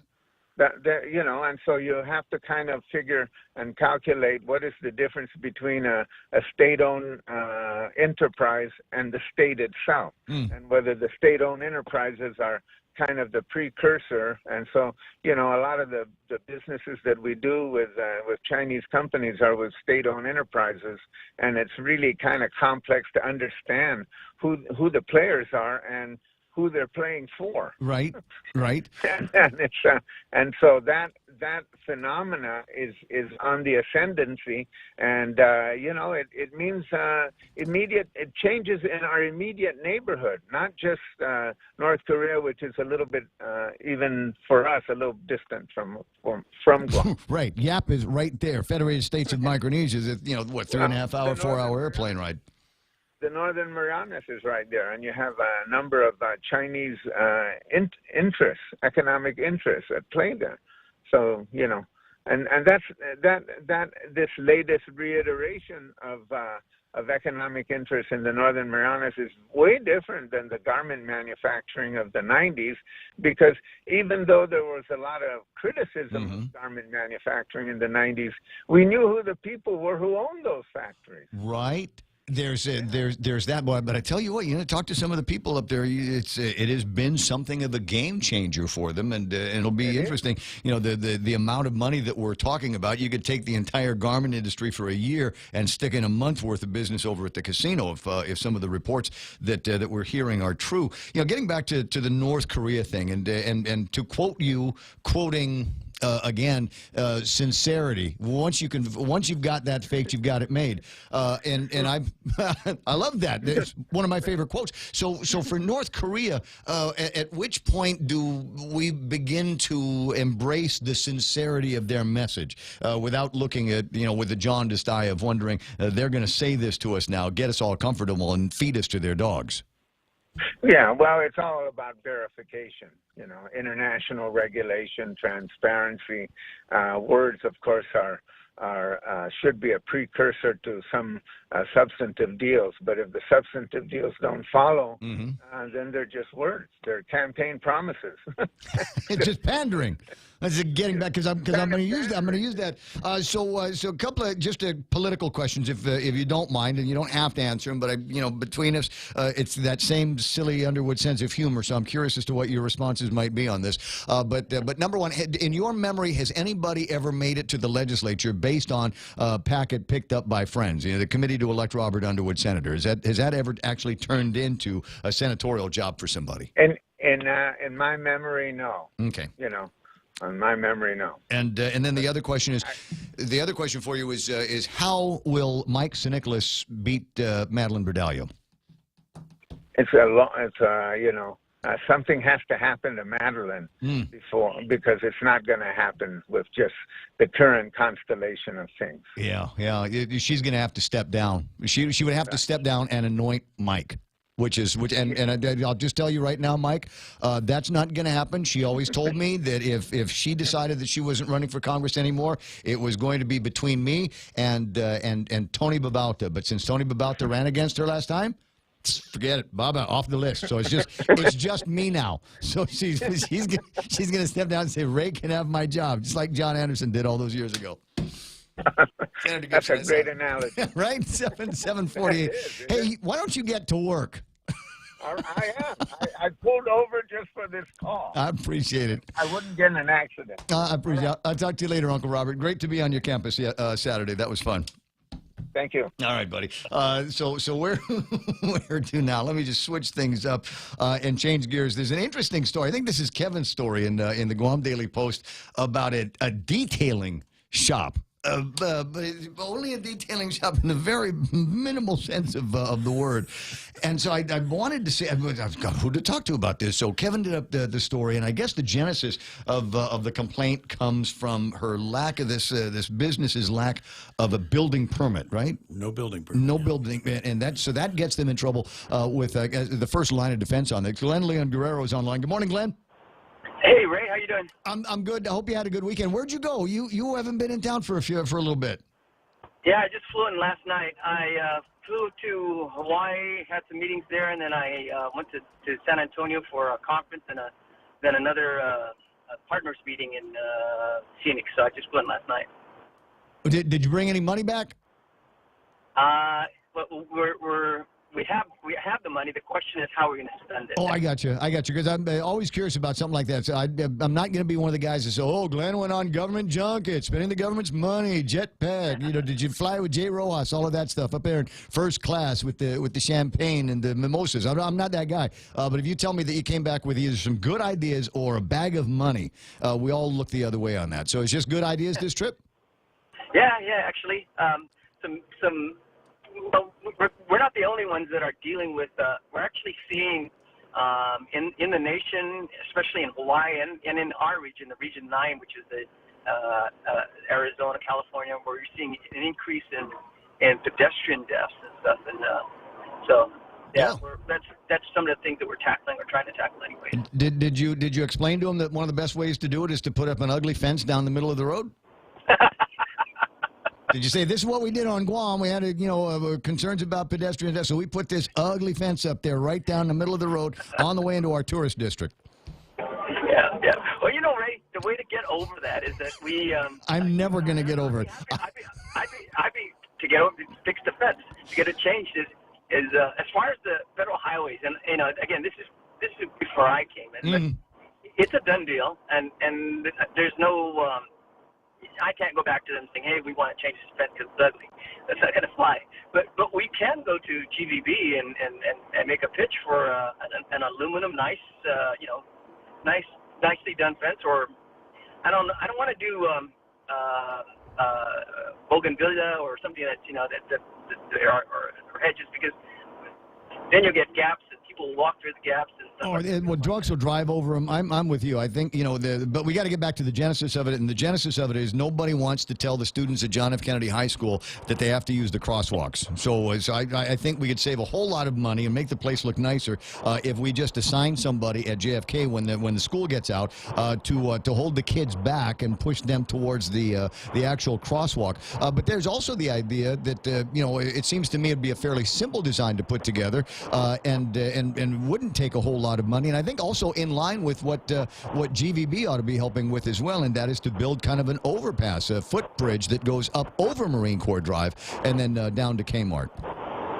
Yeah, to do that, we'd have to be either a long ramp so that it's ADA compliant, and then again, you're talking about something I don't like. It's from a mechanical standpoint, you put an elevator, and we don't do good at maintaining things, so I wouldn't want to do that. So yeah, you're going to have to put long ramps, or if it's circular, it's got to be not too steep so that somebody that can wheel themselves up the ramp. So, anyways, yeah, those are good ideas. The problem we have that we've seen, anyways, at least we were thinking about it in front of the Chamorro Village, but we didn't have any space to put the ramp on. Further to accommodate the ramp. Otherwise, as you say, you've got to use an umbrella, and as you say, and everybody else will agree to, you were lousy at maintaining things. So this elevator here might not last forever and ever, and be more of a hindrance down the road. On the other hand, you let somebody else take it over, privatize that, otherwise outsource it to sell it to Kmart, sell it to what's the name of the place? It's Mezclados. Have them subsidize some of the maintenance on that. Because at the end of the day, it's good for them. It's good for everybody in that region. But getting back to the genesis of the call is this detailing business. They've already been on DPW's radar because they haven't got the building permit, but they won't stop working. Oh, I'll have to look into that. It bubbled up while you were gone, I think. Yeah, I don't remember it before I left, so I'll have to look into it. Yeah. Okay. All right. How's everything going on Route 3 and the construction on Route 3? Good. We're still in the first phases. We're still working on the military side, the DoD side, and then we'll convert to the other side. We're also looking to do an outreach. I don't know when that's scheduled for Uncle Larry and all the people that are on that side of the road. Mm-hmm. We'll tell them what we're going to do, how we're going to do it, and so Nobody is caught by surprise with the delays, and I've been trying to make sure that at least once a day I read the stories about the widening on Route 3 and the work that you guys are doing at the intersection of 1 and 3, generally after drive time. So I try to make it so that motorists know that they need to be aware that there is more work being done. I guess it's the inside lanes now that are getting the attention. If you just want to go through, get on the outside. If you're turning, expect delays, right? Right, and we're hopeful that they'll finish in June. We're getting close, and also Billy People, we're looking at opening the road this week and maybe paving next week. We did striping, so again, that too we'll look at June as well. Oh my God, that construction project started when we were still in high school, Glenn. Well, it's going to finish. We're almost there. I'm going to tell you that. It's going to finish. The light at the end of the tunnel with the Merleso bridges. Oh, my God. That's something else. That's worth working with GVB to have them have their own little bridge festival down in Merleso just for all of that. Hey, dude, I got to let you run. I'll talk to you pretty soon. Okay. Thanks, Ray. I appreciate the time. I'm sure there's 20 other things that we can talk about, but tantalizingly on the other line, did I hang up on the wrong guy? Well, he might still be there. No, he's definitely not there. I was going to say tantalizingly on the line that I just hung up is former Senator Bob Klitsky. Did he say what he wanted to talk about? He said it was going to be the most exciting thing that I ever heard this morning, and then I hung up on him, right? Pretty much, yeah. That was it.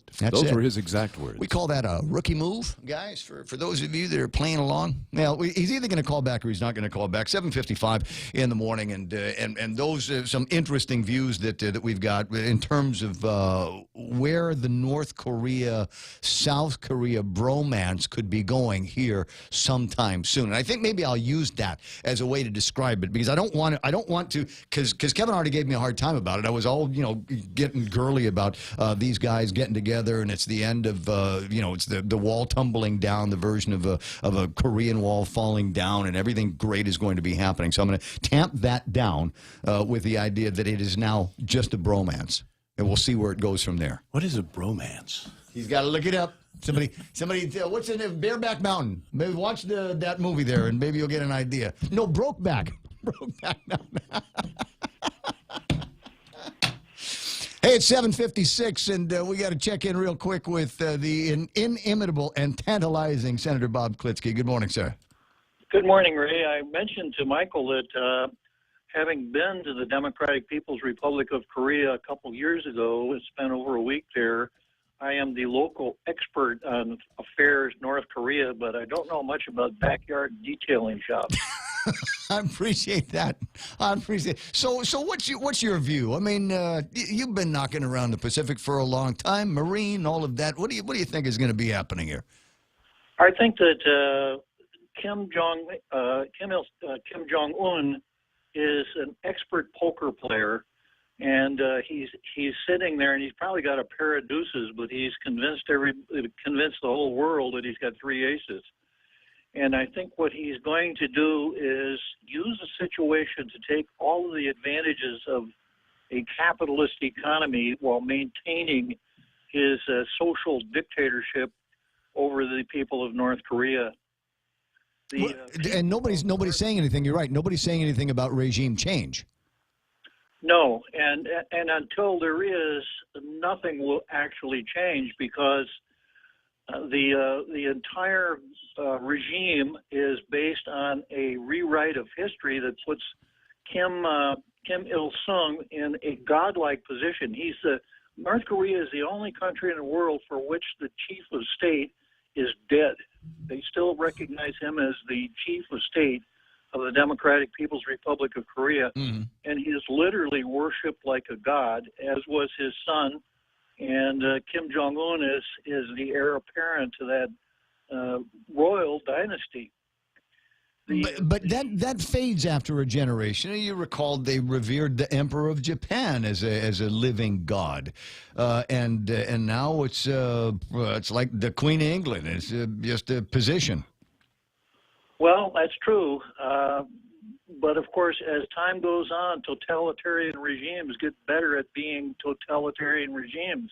You're here. So if tomorrow we were to say that the DMZ is abolished and people can go back and forth at will, you'd have to import a couple million psychiatrists into North Korea to deal with the mental state of the people, because they are so convinced, this is my analysis, they are so convinced that that the Kims are the only thing that stands between them and extinction. And to diminish the power of the Kims would be to remove them from the face of the earth. An amazing view on it, and I'm going to use the suggested it is a statewide Stockholm syndrome that has taken hold of these people, and maybe it will require something like that. But you know, I think maybe that usually goes away after your first trip to Disneyland. So we'll see how all of that happens. Hey, a couple of thoughts on politics, because you're an old timer and you might have the answer. Can we ring you back about 8:30 real quick? Sure, Ray. Appreciate that. Senator Bob Klitsky with me on the morning show here. It is 8 a.m. We're darn close to it. This is KUSG, gotten you The Point. Fox News Live coming up in 5 seconds. Kevin Kerrigan on the other side of that with all the big stories from today's Guam Daily Post. Looking for asylum. I'm Paul Stevens, Fox News. That's the apparent goal for about 200 Central American migrants gathered in Tijuana, trying to get into the U.S. Supporters for those migrants on hand as well.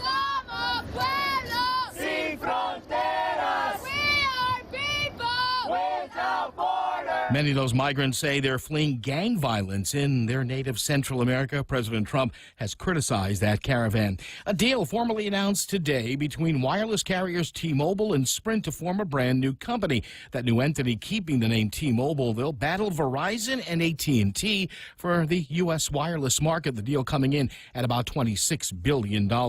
Comedian Michelle Wolf facing mounting criticism following her appearance last night at the annual White House Correspondents Association dinner, where she let loose with some pointed remarks about White House Press Secretary Sarah Sanders. That comedian Wolf is responding on Twitter in response to a tweet from MSNBC's Mika Brzezinski. Michelle Wolf wrote, quote, "Why are you guys making this about Sarah's looks? I said she burns facts and uses the ash to create a perfect smoky eye. I complimented her eye makeup and her ingenuity of materials." In another tweet, Wolf seemed to suggest that the jokes were not at all about Huckabee Sanders' looks. Instead, she said they were about, quote, her despicable behavior. Fox's Ellison Barber. President Trump skipping that dinner last night for the second straight year, instead holding a rally in Michigan. Pope Francis weighing in today on world affairs, hailing what he called the courageous commitment, quote unquote, undertaken by leaders of North and South Korea.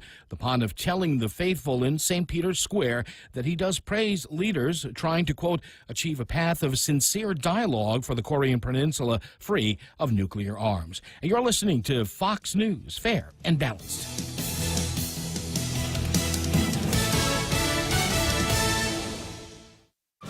In this divided world, there are still a few things that unite us. The thrill of an exciting championship game. Fires to the end zone. Touchdown! The sound of great music. The Grammy goes to... And the love we have for that perfect burger. Ruby Tuesday Guam presents to you For the Love of Burgers menu. For a limited time, we want you to put down that fork, tuck that napkin in your collar, and go for broke with an amazing burger for just $11.99. 8 burgers to try, and time is a-wasting. Ruby Tuesday Guam lunchtime. See you soon. When you think about better water, think Connecticut softened water. Connecticut water conditioners work like no other, supplying a continuous flow of luxuriously soft water without disruption and without use of electricity. After all, better water flows from better thinking. Connecticut. American Water Tech. Smarter water, better water. Call American Water Tech at 649-2301 or email info@americanwatertech.com. Oklahoma on its way to abolishing a key permit system for firearms. The State House of Representatives in Oklahoma overwhelmingly passes the so-called constitutional carry gun bill. If it becomes law, it would do away with the system of making people apply for and get permits to carry a firearm out of view, allowing it to be legal for anyone with no criminal record. The bill has opponents, but it's expected to pass Oklahoma's Senate this coming week and be signed by Governor Mary Fallin. Oklahoma would be the 14th state to adopt a wide permitless carry policy.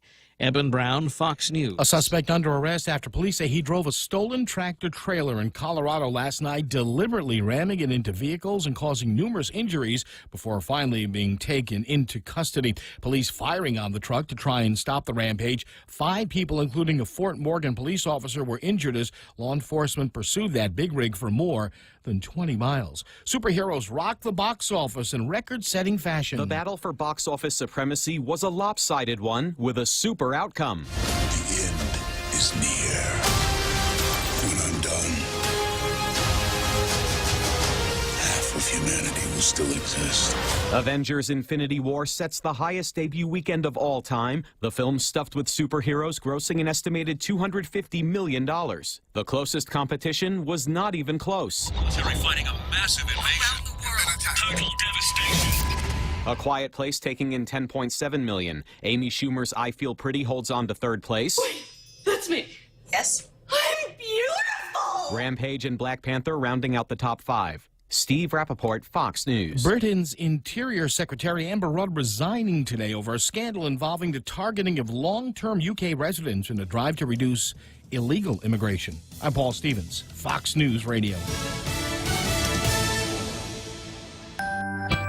Did you know you can save a little more when you save the water from washing off your produce? Place a strainer or colander over a large pot to catch the water when washing your fruits and veggies. Then recycle that water on your garden or for flushing the toilet. Catch more cleaning green living tips every day and get inspired to make a cleaner, greener effort in your community. Happy Earth Month from the stations of Choice Broadcasting. Brought to you in part by Dr. Yang Dental. Call Dr. Yang and the Smile Team at 647-8702. They make smiles happen. Circle K has just made it easier to select products that are better for you and your healthier lifestyle. When looking for items that are low carb, low sodium, low calories, low sugar, high in antioxidants, or high in protein, just look for the easy to spot better for you labels so you can find these items at a glance. Come by and see for yourself. It has never been more convenient to fill up on anything and everything that are better for you. Circle K. Take it easy. Security Title is honored to join in sponsoring Ray Gibson on The Point. Buenas and Hafade, Guau si Claraming Lotnya of Malolo. And this is where I start my day, listening to the voices of our community and sharing thoughts about issues that affect all of us. It all boils down to our people and our land. Protehi itanotmu, protect your land. When it comes to your family land, remember to call the professionals at Security Title, just like you call Ray Gibson in the morning. As we journey through the new year, we here at APL continue to find ways to better deliver our island's resources with innovative and cost-effective solutions, lending our helping hands by carrying your freight safely from the U.S. mainland or anywhere in our global network. We humbly honor the opportunities to continue to work and connect with you and your business. We are APL, and we are here for you. This time, let's hear it from the first KFC female colonel. Smoky Mountain Barbecue, fried chicken so crispy and sweet. That crispy fried chicken. All right, stop. I can't do this. I thought if I dressed up like a country music legend, it would help KFC sell my delicious new Smoky Mountain Barbecue. KFC, it's finger licking good.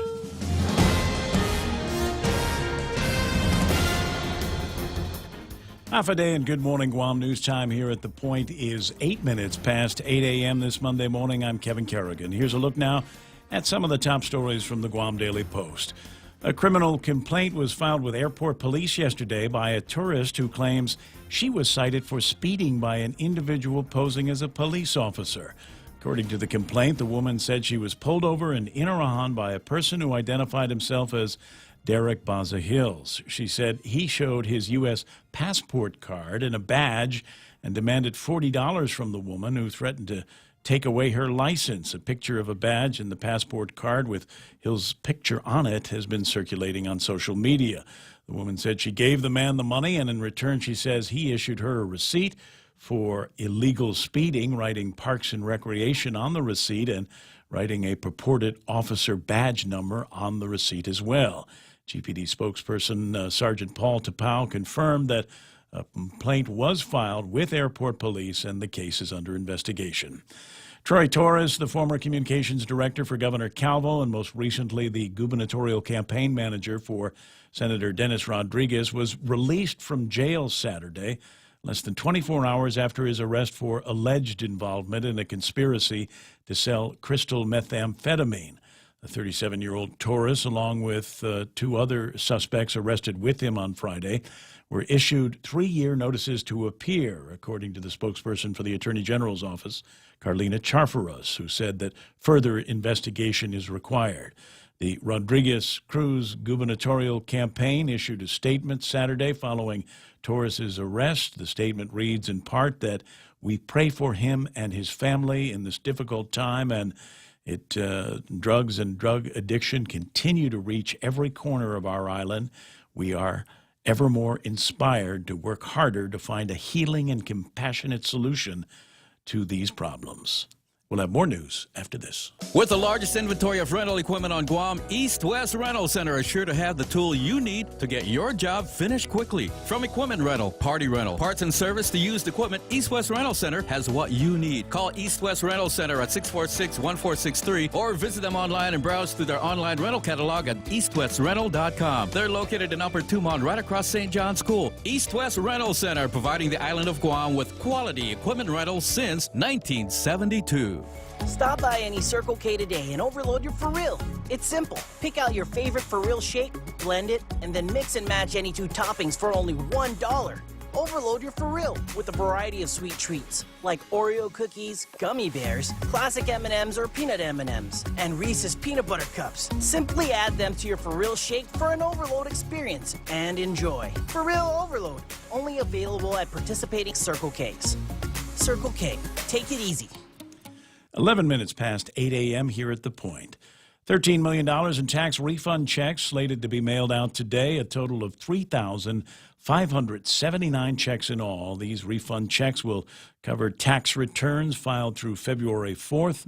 They mark the third release of 2017 tax refunds, all of which have been issued in this month. In April, the 2 previous disbursements amounted to $10 million each. Today's mailing of another $13 million raises the total amount of tax refund checks sent out this year to $33 million.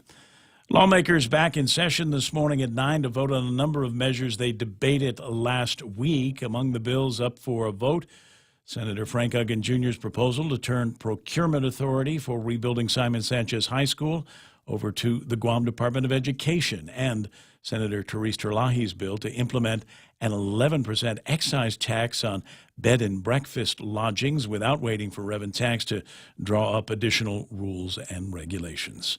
For these stories and more, log on to postguam.com or pick up a copy of today's Guam Daily Post. Ray with weather. Thanks very much, Kevin. It's partly cloudy skies today with isolated showers. Winds coming out of the east at about 20 miles an hour, between 15 and 20 miles an hour. Decrease slightly overnight. Highs around 89 degrees and overnight lows of about 77 degrees. Sunset at 6:36. And the sun broke the plane today at 6 o'clock. It will happen in the 5 o'clock hour, earlier and earlier and earlier as we move through the calendar year. That's what's going to be happening. But it's also a great time for it to happen because there's a lot happening out there. I like to go to the beach and get a sunburn every weekend, right? So this weekend at my spot, I'm looking out and I'm just on. I can see the horizon. I'm right at the same latitude as the horizon, and all of a sudden I start to see fins in the water. And you know what they are? Dolphins. They're dolphin fins that were out there. And I thought, I'm trying to figure out where they're going to be going next, whether they're going to be going south or a little bit north from where I was. And they just kind of stayed in front of me, tantalizing me, calling me out to, Ray, come and play with us out in the ocean. Then I remembered you're not supposed to mess with the mammals. And so I stayed pretty much where I was, but I enjoyed a very Guam springtime treat. So make sure that you have an opportunity to get out there and see where the pods are this weekend. It's 8:12 in the morning. That's news and weather together on The Point. Don't wait another day and waste another dollar. You can start saving today. At Guahan Insurance Services, we are here to help protect your investment and save you money. We offer insurance advising for business, car, and home insurance. So come and visit us at our new office at Camacho Landmark Center at Marine Corps Drive in Timoning, and let us show you that you can count on us for all your insurance needs. Call 475-1162. But you know, if there was a way that you could do it, and you could go out there and like catch them and eat them, that would be a pretty good thing. We'd go and cook that up and fry it up, or a fried dolphin or something like that. That's got to be good. I mean, that's right. It's like cows, except it's in the ocean all the time. You ever had whale meat? See, I'm trying to figure out. See, I've done it now. I've started talking about frying chicken and frying dolphin, and realizing that I've got to do a commercial for King's here in a second. Yeah. By the way, King's does not fry dolphins. No, just for the record. Not on the menu. There's no dolphin on the menu. There's no whale or anything like that. You can get fried chicken for breakfast over at King's if you want to. For decades, they've been serving favorites, right, to people just like you, families just like ours. Always open, always local. You think they bought it? Yeah, well, chicken's like a land dolphin, right? Land dolphin. All right. I got sports coming up. Looking for a reliable power system when the power goes out? Kohler Power Systems are quiet, reliable, and dependable. And they stay that way with regular service and support from the team at Morico Equipment, because they also offer qualified after-sales service and support for Kohler Power Systems. Kohler generator systems are sold and serviced on Guam by Morico Equipment. You should call them now at 649-1946 or click moricoequipment.com. So portions of the program also brought to you by our friends over at Security Title. Their job making sure that you actually own the property that you think you just bought. At Micronesia Renewable Energy, values matter. So all of their solar energy systems come with guarantees and the most value. No shortcuts, all quality. It's giving you that solar energy system at the best price. It's using highly efficient solar panels with typhoon-proven racking, built by highly skilled local technicians, so your system performs and saves you money. It's total peace of mind all the time. Not all solar companies are created equal. For experienced quality solar, it's MRE. Call 632-2613. MRE, the smarter choice. The Ray Gibson Show. News to fill your mind. Talk to get it out. Turn it up. Now tell a friend. 888-8255 is the telephone number, and we're about to launch into sports with Blake and double IG, double A. You know, there's really, in my mind, only one sports story on Monday after the weekend and the sudden passing of Principal and Coach Thompson. Yeah, it was very, very shocking news that I got from over the WhatsApp, actually from you over the weekend. Yeah. And you know, as the details kind of unfolded, you know, as the weekend kind of progressed, you know, just kind of got, you know, a little bit more sad, right? You know, and yeah, you know, he definitely was a big presence over there, and you know, and I follow a lot of athletes, a lot of local athletes. Mary Pelkey. We're just getting through some of the conversation about you know, about some kids that were going to be, you know, we were talking about this last week, guys that were signing the paperwork on their teams, before, right? That three that afternoon with Coach Dowdell down at the Hilton, and then then I'm sure some of them, I know DeAndre, pretty sure he's on the volleyball team, so he probably went down there, signed his letter of intent, then, you know, went and played, and, you know, of course, everybody knows how the night ended. You know, in your time as a sports journalist, I mean, did you have a number of opportunities to talk with him or talk to some of the students that he had coached? Yeah, I actually I had to go up there a couple times and get some daytime interviews. I went up there one time. I remember, I want to say it had to have been probably the first time I'd ever met him, I believe. And I had to go up to FD, and it was FDGW. It was the day of the football game, and so I went to both schools to kind of get a little bit of the like student body rivalry. You know, kind of input. And, you know, he sat me down in his office before he pulled his two athletes out and, you know, kind of fielded me out to see, you know, how, you know, how it was. Nice guy. And, you know, we had like a 10, 20-minute conversation, you know, just kind of about how I came to the island, how he came to the island back, I believe, in like 91, and how he started with UOG and then kind of transitioned there. And Did you get the sense at any point that he was trying to reach out and maybe give you some training, maybe give you a little bit of coaching in the conversation? Or did you get that kind of, you know, here's a nice guy, this could be a great mentor? Yeah, you know, there was a couple times that I've had that happen in my career here, in my broadcasting career, and I just to kind of if I can put, I used to do a coffee with the candidates. You know, you sit down with some of the senatorial candidates and you interview them, and some of them, you know, had been, you know, I mean, been there forever, and so you can kind of. You can kind of feel them coaching you on, like, you know, the proper questions, or, you know, kind of how to streamline the conversation. Yeah. And with him, you could kind of get that, but with a sports sense, you know, kind of streamlining, you know, like with the athletes and you know, but yeah, I mean, he was a larger than life presence. Even, I mean, the very first time I met him, you know, big booming voice, you know, and big sturdy handshake, and Yeah, he was a, certainly left an impression. Yeah, and like I Certainly said, left an a lot of the local athletes that I follow here, some of the girls, some of the guys, no matter their sport, the tributes just poured out over Instagram, over social media. I think that's going to continue. Pictures. Yeah, and I'm sure he's earned and deserves every single one of them. So, again, our thoughts and prayers to the family and the students and the recent alumni of Father Duenas. I mean, that's a major loss, and they're marking it with tears for sure. 8:18 in the morning. Was there other sports this weekend? Were you able to plow into anything? There were. Team Legacy, they are 2-0. They are the 5-time Bud Light women's tackle football champions because that is back in full swing now, and they beat the Steel Blazing Saints at the UOG Field in Mingalao 16-6. Over the weekend, and where did people find the time to get games? Because it was Avengers was playing at the movie theaters. Did I read that right? It broke. I'm going to talk about it here in a little bit. But what 6 point something? It's like all of the records, 600 million or something. I don't know. I got to dig into that. Yeah, I don't know how anybody had time for anything outside of the Avengers. 250 million is what Mike says it was. Opening. Wow. See, all I can think of when I hear numbers like that is number one. Well, good for them, right? If you're a big Avengers kind of fan, I mean, this is the pinnacle, right? Everything is built up to this.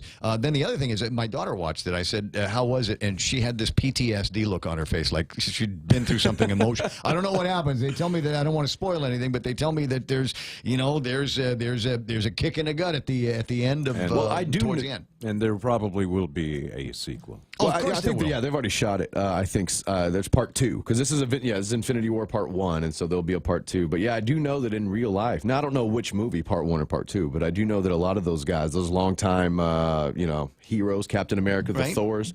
I know in real life that those actors' contracts are up with Marvel. This is my other perspective. Yeah, but we may have to wait till Part 2. My other perspective is now is a good time to go watch Ready Player One because everybody is going to be deeply engaged in the Avengers. They're going to watch it a first and second time, and we're going to find out. Everybody's going to go and they're going to take notes this time and catch all of the things that they missed the first time. Go, you do that, and then I will be the one guy in the other theater watching Ready Player One. Just all by myself, just me and my popcorn. Just there we go. And nobody will talk, and nobody will be on their phone, and it will be the perfect viewing experience for me.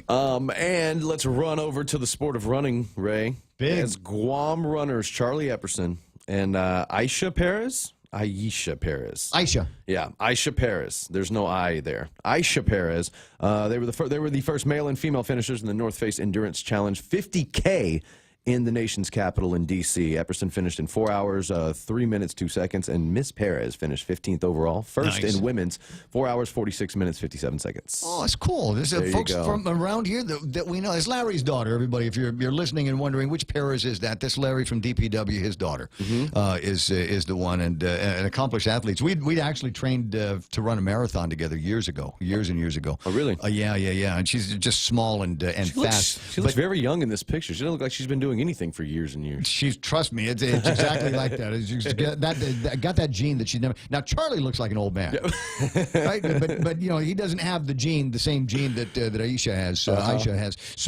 But very, very talented, and I know they put in a lot of training for it. This is not an easy process, as you said. 50 kilometers in how many hours? 4 hours 3 minutes for Charlie and 4 hours 46 minutes for Aisha, who finished first in the women's division. Yeah. So it's a little bit of an ultra. There's a stretch. And so you gotta know less about running fast, but more about pacing, because you don't want to gas at 40 kilometers out and with another 10 kilometers in front of you. Now, is it a kilometer race or miler? It said K. Yeah, the caption I read said 50K. The North Face Endurance Challenge. So I don't know.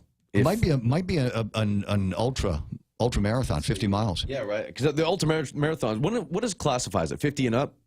Because I know some of them are like the Moab's like 248 or whatever, 250 miles. There's 50s and there's hundreds. And up in Saipan, they did I want to say an abbreviated version of an ultra where you just add another few miles to the trip. But it was enough to call it an ultra. But congratulations, no matter what the distance was, there's still effort that goes into that. You need to know everything about your body that there is, and you have to train like a monk. Yeah, in order to get and through based that. on, and you need a little help, and based on what they're wearing and I'm looking at the D.C. Forecast. It was a crisp 54 degrees and sunny. So at least it was sunny. It wasn't misty and rainy for them. But yeah, it was about 50. It was in the 50s. Okay, so here's what I know about that. Yeah. Is that you freeze your hiney off waiting for the race to start. You actually huddle with some of the other runners. But once the race starts, usually for me it's before the first kilometer, I'm sweating already. I start shedding clothes, and leave that there. I'll come back for it later on. Or you run with clothes that it's okay that you can throw away. The race officials, the race officials gather it up and give it to homeless people that don't mind wearing sweaty clothes.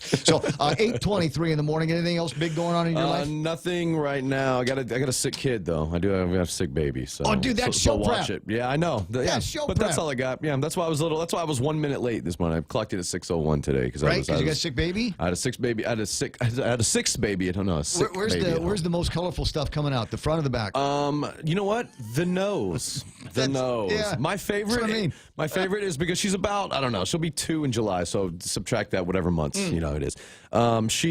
It's funny because she'll sneeze and it just pours out, like it just comes immediately out of her nose, and then she just turns and just looks at me with her arms raised, like, come on, I got a snot bubble. What are you gonna do? Where are those wipes that you have for me? Just keeping them to yourself. Come on, don't make me wear this thing. But it's just funny. And then she just looks like, It's swinging around. It's got colors. Do you think you can smell it? Yeah. That's nothing but show prep there. So enjoy this time with the children. And I'll ask you the same question I asked Kevin Kerrigan a little bit earlier. Outside of the comedic value, why isn't Derek Baza Hills behind bars? That baffled me. I had to go back, Ray, over the weekend and make sure I wasn't making up all the things that I thought I'd read about him up. And no, he really did shoplift. He really did write his own prescriptions. He really did run for vice mayor too, right? And now we've got this thing where he's on camera, with a badge and a passport card, trying to extort $40 out of a tourist, and then gets it and then writes a receipt. You know what I know that. So if you're going to steal from somebody, it's nice, I guess, of you to give a receipt. But my whole, one of the biggest questions that I had after I read that story was, why $40? What's the significance of $40? 25. If you're just going to make it up and swindle somebody out of money, why only $40? It's like you get these counterfeiters that make fake dollar bills. Why would you make a fake that small and have to carry so many of them around with you? I guess is that the going rate for the smokable goods? I think it falls into the larger category of drug problem on that. No, for sure. Well, and then there's the other big Mandania bust, and I'm glad that the Mandania guys are going out there and catching everybody, regardless of who they are. But the question that I have, and you can answer this question because you're a journalist and you're smart, is now what is this? You have 3 years to show up now? Is because it's still part of an active investigation? I'm told they haven't been that's charged? Yeah, it's standard. For a felony arrest, you can issue a notice to appear that lasts for 3 years. For misdemeanor, it's 1 year. What's going to happen next? He can be charged any time during the next 3 years. Okay, it might be next week. He might have a rosary to go to. He might have a rosary to go to, though. So he may have to. He may not be able to show up. Also possible. You get in front of the right judges and you say the right story, just let you go. Come here. I can't imagine why he wasn't. I'm going to hug you before the marshal takes you out. Come here. I can't imagine why he wasn't elected vice mayor. Anyway, some interesting stories that are floating around. Sometimes they're sports, sometimes they're not. Who was I talking to the other day? Said this is their favorite part of the program because we pretend to talk sports for a couple of minutes and then go into something else completely different. So shout out to you, sir. Exactly. His name is Blake Watson. He does the morning show over on Star 101. Joining us here for the morning show, the Ray Gibson Show on The Point 93.3. It's 8:27. Headlines and more on the way. Hey, it's your stomach talking. I'm just gonna cut to the chase. Subway has all new signature wraps packed with meat and flavor. And I know flavor. Okay, maybe not as much as the mouth, that's kind of his job, but we talked, and he's a big fan of the Chipotle Southwest Steak and Cheese signature wrap. And it's super filling, so you don't have to hear from me for a few hours. Unless they play this radio spot again. Subway, make it what you want. Yeah, there might still be a little bit of traffic here lapping up at the edges of Marine Corps Drive. Don't see anything that looks like it's too critical that will slow you down very much. Assume that the traffic at 827 is going to be what it is at 827 every other Monday. Marine Corps Drive, hey, there's cars. Surprise. How about 8, 10, and 16? Hey, there's cars leading over to the one good entrance to Teton. Surprise. And maybe a little bit moving through Route 4 as you get into Sinahanya and the Ordot area on your way into Agana. I am looking at a line of traffic in front of the airport because it's 8:30 and a lot of people use that by way of getting into town. But it doesn't look like there's any surprises or accidents that will slow you down too terribly much. That's news. No, news coming up. That's traffic here on The Point. Every time I travel, there's something from home that I can't leave without. I take my Docomo Pacific Data to Go to share my stories in Taiwan, check subway routes in Tokyo, be my food guide in Hong Kong, meet new friends in the Philippines, make updates in the States, find my way around Korea, and check out all the cool shows in Singapore. It's the data I have in all the places I love for only $10 a day. Data to Go from Docomo Pacific. Better together.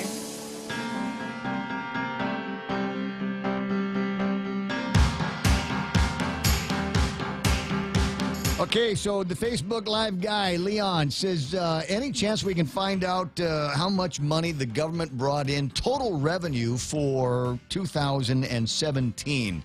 And the answer to that question is, nobody knows that. Nobody knows that. Maybe June, July, we'll be able to start doing all of the addition and figure out how much money the government of Guam was able to make in terms of that, just flat out revenue for 2017. It might still be some money coming in, some other calculations that they're waiting on, et cetera, et cetera. The answer is they don't have that yet. So the second thing that I'm asking for as the lady at the 911 at the what do you call it? Information, we'll say, and for your second request. So my second request of my fiscal genius here is to see if there are any numbers out now. What were the projected revenues for 2017, and how much have we collected through here? The April 20th CRER is out. Great. Can I get a link so I can look at it? Just see what we got. And while you're there and doing all this work for me anyway, what were the revenue projections for 2017? And by percentage, how close have we gotten to actually hitting that mark? Did we make it? Are we short? How much are we short? All of that stuff. 8:30 in the morning, and time for headlines from the Guam Daily Post. This is Kevin Kerrigan.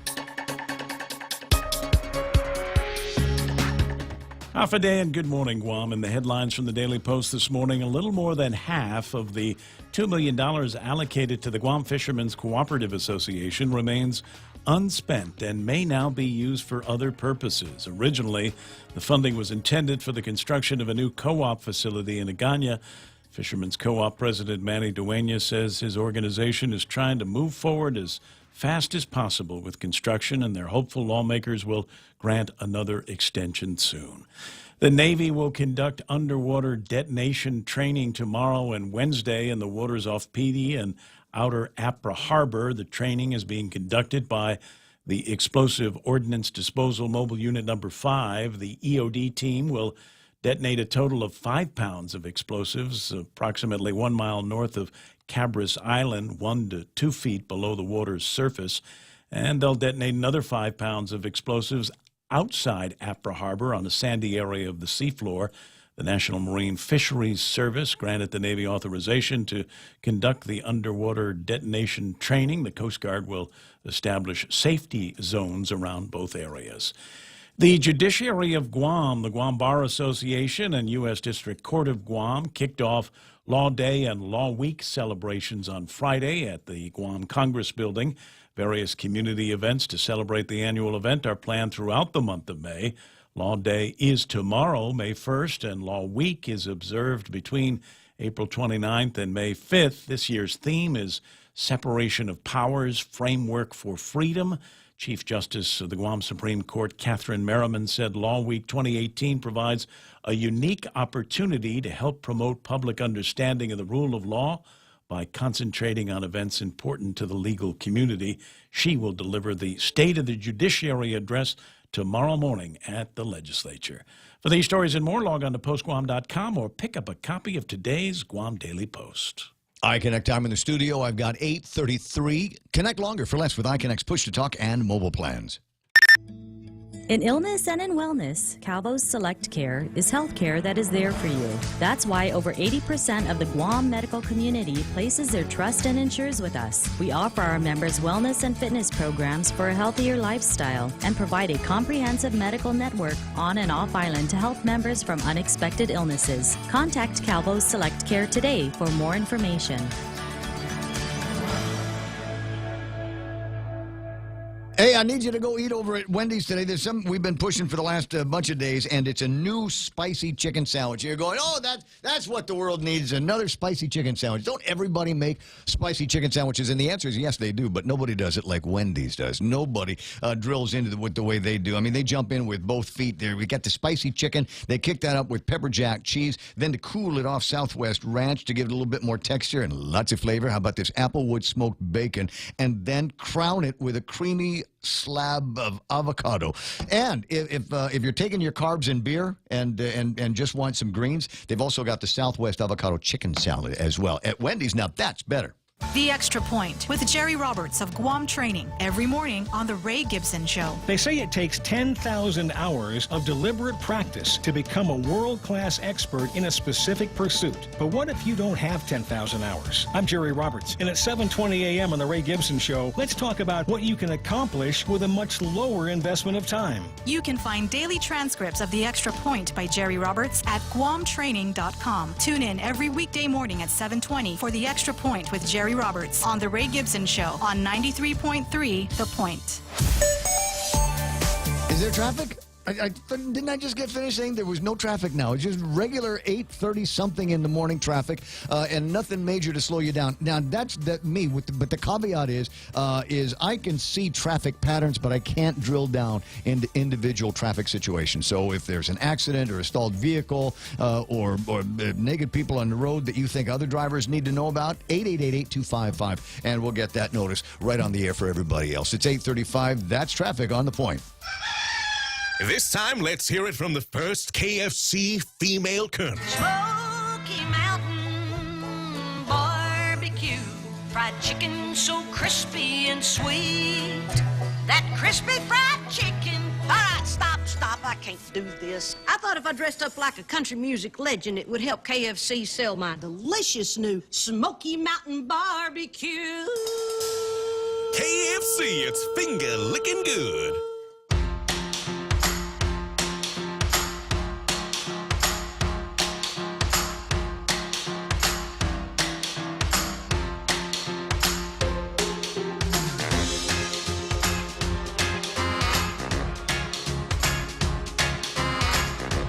It's 8:36. My name is Ray Gibson. This is the Ray Gibson Show, and Kevin Kerrigan has gone on to take care of his regular daytime job at the Guam Daily Post. So he's going to be covering up some stories. Now I got to change. I got to change the name here. So I'm going to put down courthouse, and I'm going to try to put down courthouse, and then this one here will be Sean Gumatao. No, it's not working.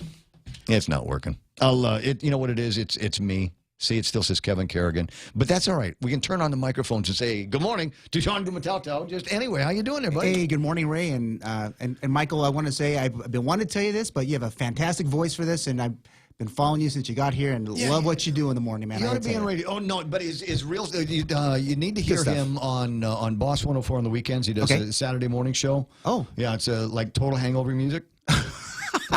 Well, I'm trying to get up in the morning. Yeah, so he's got that. And the disc jockey sounds hungover too. So fit in the program. But then the other part of it is, and I tell you what, if you need like a message for some stuff that you're doing at the court, you know, if like your probation messages or the jury duty messages and stuff, let him do it. Just get it. You know, it's a good side. It would make a great side hustle for him, and it would be, you know, the attention, the authority of the court in that voice when he says food for thought. Yeah, jury group number 6 69, you need to report tomorrow. And is nobody going to give you a hard time because it's his voice that's saying it? Grand jury panel X. Exactly. You need to come in tomorrow. Yeah, I'm with you. Yeah, the guy's not really guilty. Don't worry about it. Anyway, so we are now at the edge of Law Day and Law Week. Right. And there's already been so much that's been going on already, and now it's a question of just filling out the rest of the calendar, right? That's right. So Friday night was kicked off. Obviously Friday morning with the proclamation signing, but Friday night there was the street fair that was over at the Guam Congress building. Yeah. And Ray, I was telling this to people there.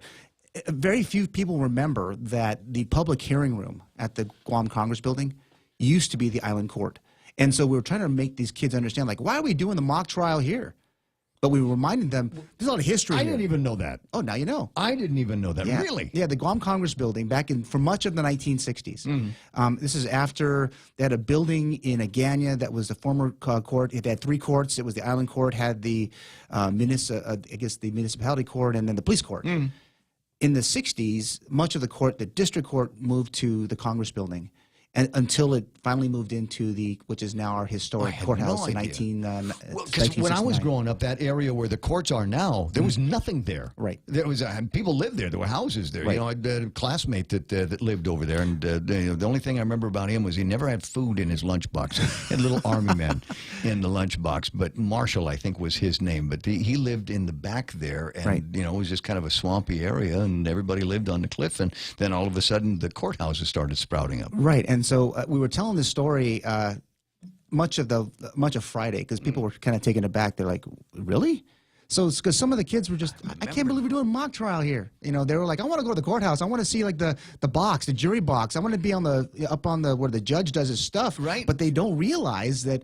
That's where it all started. No, the history is vitally important, and it draws the connection between something else that you were trying to get through about the separation of powers. Right. And so I think that's a great illustration of this. Is back in those days, they were together out of a certain kind of necessity. Right. But as we look at things in 2018, we realize that there are 3 different branches of government, separate but equal, but all pulling kind of on the same ropes. That's right. And I think of what we're leading into tomorrow's speech by the Chief Justice, in many respects will illustrate that particular point. I think that many of those, because I just joined the court back in May, and this speech always has a little bit of its level of antagonism, for lack of a better word, from the start of the 11 speeches. I was gonna say, because you've sat at both sides. You're sitting now at both sides of the table. You have been to the state of the judiciary, listening to somebody from the judiciary from the perspective of somebody in the administration. Right. And now the roles have reversed a little bit. You are not in the administration. You're with the judiciary now. But you still expect that there's going to be a little bit of the same tone? I think, not to take too much from Chief Justice Merriman's speech, but yes, it'll be very interesting to hear some of the things that she'll be talking about tomorrow. And I think also on the theme, the timing could not be as perfect, especially considering the times. And I think the focus will be, of course, obviously for tomorrow, but the next day at Academy of Our Lady of Guam, is this appellate outreach that's being done with the Supreme Court. And it's interesting, Ray, it is the case, it's a case between the governor of Guam and the Guam legislature. So it's kind of, we're coming back again. It's actually a great time for this particular theme. I think it's a fascinating case. Awesome. I'm interested to see where that's going to end up, because there was a question of should not the court have made an order in their findings. And they were asked, and it's the way the legal mind works, is you asked us a question and we gave you the answer. It's not up to us now to force the legislature to do something that satisfies the plaintiff, in this case the governor. Right, and I think you saw the legislature respond. I mean, they changed their rules and voted and went down again. Yeah. But for the judiciary, this is actually... first off, I got to say, we were hoping it would have gone to Notre Dame versus going all the way to the Academy. But I guess Notre Dame's next year. We'll see what happens. Okay. But this particular case, it's just a spectacular. I mean, there's a couple of things also, a couple of nuances. So it's at Academy. So our security team is going to be an interesting news story. Is the entire security team is going to be female. Oh, nice. So, and then of course I have all the the rest of it, but it's going to be pretty heavy security. I was getting a little chided by some of the local media saying, "Hey, why do we have to have all the security?" I'm like, it's still a court case. Right. And it still has all the rules that are part of our, that have been promulgated by the court.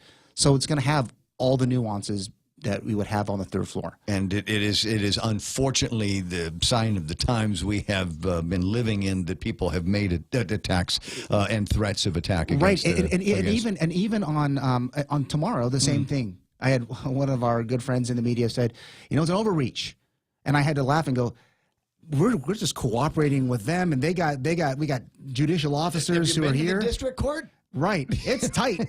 He won't even have his camera in there. His phone, for that matter. He'll be checking it in downstairs. There's people that require some degree of security, and then there are other people that I'd much prefer. I have more fun suggesting that there's overreach there when we're spending $350,000 to protect the first family on a trip off island where nobody knows them. Yeah, and by the way, I just said I hope you still come.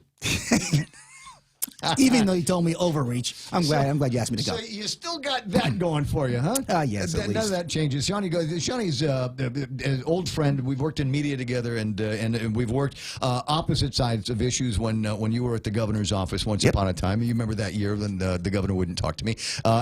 Didn't you get in the car at some point? We did. No, we did. We actually, I do remember we made up. And the fun thing about that was we're going down some roads. I mean, sorry, this is just reminiscing time between Sean and I. But we went down some roads in the south, especially, and a few roads up in the north that, after all of these years, are finally getting paved. That's right. Literally. Yes, they are. All right. So I was talking with Glenn Leon Guerrero this morning, and they're about to put the finishing touches on the Billy Bridge down in Molesso. And remember all those platforms we were riding over just to go down to visit? Yes. And so I remember visit the our time families. the governor jumped out of the car. The governor says, pull the car over. And he jumps out. And the reason why he jumped out was because over by the convento, the old convent, they were doing archaeological dig, right. research. They were doing a dig on a body that was in there. It's a finding that they made. And he was absolutely fascinated with that. And I became absolutely fascinated with it as well. It was a great opportunity. It's like opening up a book and being able to see what people look like, what they were wearing, how they adorned themselves when they were buried in the yard of the convento. Ray, it's one of the great things about these working in the executive branch or even in the judiciary. It's a privilege to serve.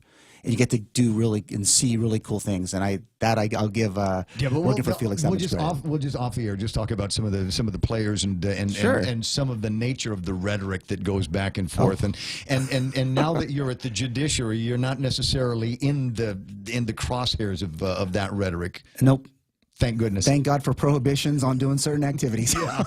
By public law. See, you don't awesome. but it must be interesting to watch, in the very least entertaining. Well, but I am an intergovernmental guy, so my job still as a director of policy, I still interact with the executive and the legislative branches. But for the most part, even as a director of policy, and it comes down to one of the other fundamentals that keeps getting missed, and it was, I think, until B.J. Cruz became the Speaker of the legislature, became more involved in the financial product out of the legislature, that you still got to scrap for every penny that you get. But for a long time, people look at the courts like they're a department of or an agency in the government of Guam. Yeah, a co-equal branch of government that makes up 5% of the total government revenues. Right.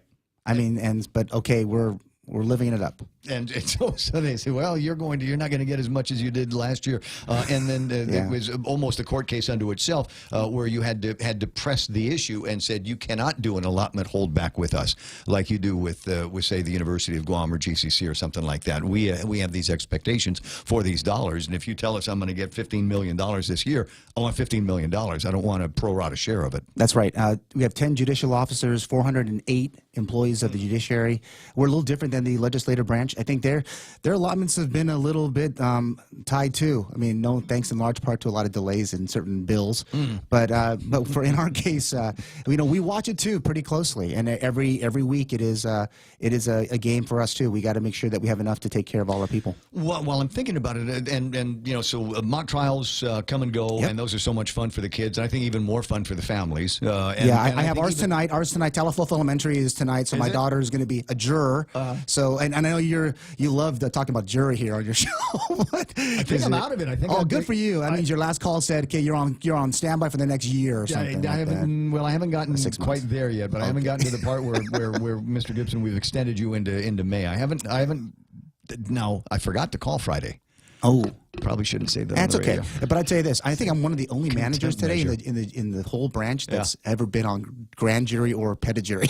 So I have a little insight with those guys. It's fun. And now that you have, you can't anymore, right? I cannot. Right. But I you've already done your appreciate time. what they do. I appreciate everything that our jurors do. Okay. Service. The other thing I wanted to ask about, and it's been happens from time to time. Sure. When we've done these saludas, you remember those in the past, right? Where we look for departments and agencies or branches of government, and I know that the marshals guys have always participated and have always kind of been champions in the categories that they have been operating in. Are there going to be any of those opportunities for the court to identify members, non-judicial members of the court, marshals, clerks, etc., and kind of highlight their service to the community? Well, it's interesting. We're looking for an award ceremony conversation. Well, we have on Monday, this coming Monday, we'll be honoring our veterans. Now, I think little known factoid about the judiciary, we do have quite a number of veterans. So it's part of the legislature's monthly flag raising event. So it's as part of Law Week and Law Month, or Law Weeks, whatever we're into. We are going to be doing a flag raising first thing in the morning Monday. To honor, and so what it is we're going to raise a flag, and then we developed pins for all of our veterans, because over time, how many certificates can we give? So now they'll be able to wear a pin on their uniform that basically say we honor our veterans. It's like the 5-year pins we used to have at cable TV. Right. Same thing. Something that you can pin on your badge, so you can have it with you all the time. Just kind of a reminder of the service. Now, do you have a favorite judge since you've been in the? I think if they're all listening this morning, so I would, if I went in order of seniority. Right. No, but they're all great people to work with. The 3 justices in the Supreme Court, obviously, with Chief Justice Merriman, and then Presiding Judge Lamarina, and the judges of the Superior Court. I actually have I spend a lot of time with them, which is, for me, to understand them more.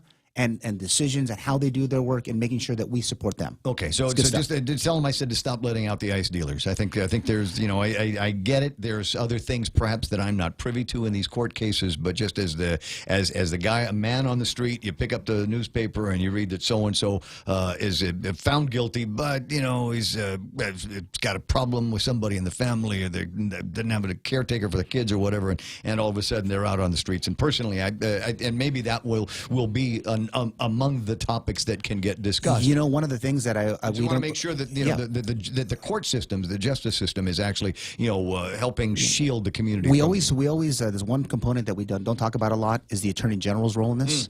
So when the Attorney General makes a recommendation to the court for a certain type of punishment. Are you throwing Elizabeth Barrett under the bus? No, actually, we're throwing her with the bus and everything else. And we're helping her with the Safe Streets Act legislation, which took us 2 years to help her write, and which is a collaboration. But it goes back to the idea that we're only as good as what they're going to offer. And also, they're working with them like, hey, give me the other guy, huh? Yeah. And then when they do, then it comes back to us again. I get it. Sometimes those details are left, and the only person that I can point a finger at is the judge that banged the gavel and said, okay, place, Ray. That's such a lonely place, I tell you. I understand it. And sometimes, let me switch gears and move into another part of the conversation I want to ask you about. And so when I was asking about, do you have a favorite judge, there was a little bit tongue-in-cheek, but there's a part of me that says, do you have a favorite court, because you've got the other branch up in Dedido? That's right, and I spent a lot of time at the Northern Court Satellite. We have Ann Keith there, who does our hearings, and we also have he's still in his acting position for the magistrate. That's Alberto Tolentino. He's still up there. And so I get a chance to see the staff up there and make sure they're doing okay. And Mike, they're probably listening this morning, so I appreciate it. I'll just say I love the They're place. good stuff. Good people. So I try to keep my my involvement in the criminal justice system to an absolute minimum. I think it's a policy. I think that's a good thing. Yes, and please. so I parked in the wrong place in Tumon once. Oh, okay. And I got a ticket. They actually wrote me a ticket. I've been a moving citation since Reagan was the president, right? So I get this ticket. I have no idea what to do with it. So I made a phone call, and they said, take it to Dedido. Yep. Because there's no lines in Dedido. No. It's like the one-stop center that nobody knows about. That's you go in there and you tell the lady, I'm sorry, I messed up. I parked in the wrong spot. And they said, okay, well, it cost this much to get out of it. And then pretty soon you walk out, you got a hand receipt, and nobody is the wiser for it. And I thought, this is a great thing. And you just go, it probably took you long. It probably took you longer to park than to get there. Because I was in Tumon and made the phone call, and they said, okay, go up here and do that. So I think it's a fantastic place. What else is going to be happening? happening. There's an event that I remember asking Rod about it when he was in here last week, and he didn't seem to have the answer handy. And it had to do with they used to do this thing where they'd get all of the lawyers and do kind of an outreach program at the mall, right? So everybody sits in the center court, and if you've got a legal issue that you kind of don't know how to tackle, this would be the time where you could get together with somebody that's got the legal background to say, all right, you've got a case, you don't have a case, this is what I do, this is how I proceed, here's my business card. Yeah, the timing is good for this because it's Senior Citizens Month. So the Guam Bar will be doing work with the Division of Senior Citizens Public Health. And so when they have their fair, the Guam Bar will be there to offer up legal advice to our senior citizens, everything from probates to power of attorneys, what other, stuff that would kind of cater to their You racked up some medical bills. Yeah. Maybe there's Here's what you some can, things how to pay. Exactly. How do you do that? System. Yeah. How do you do a living will? Right. Those kinds of things. Okay. Yeah. So they're going to be doing that as part of the outreach with Senior Citizens Month, which is, like I said, timing could not be better. Okay. All right. I'm glad that there's something along those lines. Now, one of the other things that I've learned from working with CJ Torres over all of these years, and I've said so. I have you see in the studio. I have a Microsoft Surface computer. You lucky guy. I didn't start off with a Microsoft Surface computer. Yes. I got this because he got one. Oh, really? Yeah. So when I do interviews with him, he'd come in and he'd set up his Surface pad computer, and I thought that is about the coolest thing in the whole wide world. So when I went to a Microsoft store and bought one, they said, "Which one do you want?" I said, "Chief Justice Stores on Guam. I want the one he got." And I used to look it up. Yeah, the soccer guy, right? Yeah, that one. Okay, and so okay, let me go ahead and give you this one. And so they sold it to me for cheaper, right? But I'm just kidding. No, CJ, they gave me such a great deal on this. Well, I tell you, man, my wife's listening to right now. So hi, Trish, and Ray has one of those nice ones. And if you want one, get me one too. Absolutely cool. But the reason why I bring it up is because he's a technology guy. That's right. Right. He loves his technology, and the idea here is that we can use technology in the courthouse to make things more efficient for the man or the woman that is our ultimate customer here. So, what new tech upgrades are you guys working on over at the courthouse? I think the tech upgrades that we are actually looking for. We just hired a new MIS administrator. His name is Joe Mannion. He came to us from the Alaska court system. And a lot of his focus has been to kind of look at what we are doing now to see if we're actually doing the right things. And he's got 20 plus years of experience. One of the things that we're doing is how do we help the judicial officers in their courtrooms? A perfect example is Judge Arthur Barcenas, right? Everything in his courtroom, you will not see a shred of paper unless the AG is bringing it in. Wow. His entire bench is just a monitor or a touchscreen. You know who did that? One of the original technophiles in the court systems, I want to say, is Fran Tenenko Gatewood. You remember when she had the case on the hotel that fell down? Right. And I remember, I think you probably covered it as a story when you were a journalist, is the steps that she took to make as much of this case digital as possible. And it's just, paperwork management and being able to put things on big screens and being able to annotate, documents on the fly, all of the things that we can do, frankly, with our smartphones now, but 15 years ago, that was the state of the art, and developed their own courtroom for it. Yeah, in fact, all of the judicial officers have access to our case management system, our Justware system, and they have an app. So at any time that they're either on the road, they're at home, they're working on their, could be anywhere in the building, they're able to access their phones to access those cases. But and it's all encrypted and it's very protected. But even if we're going back to Judge Barcenas, you only see a couple pieces of paper.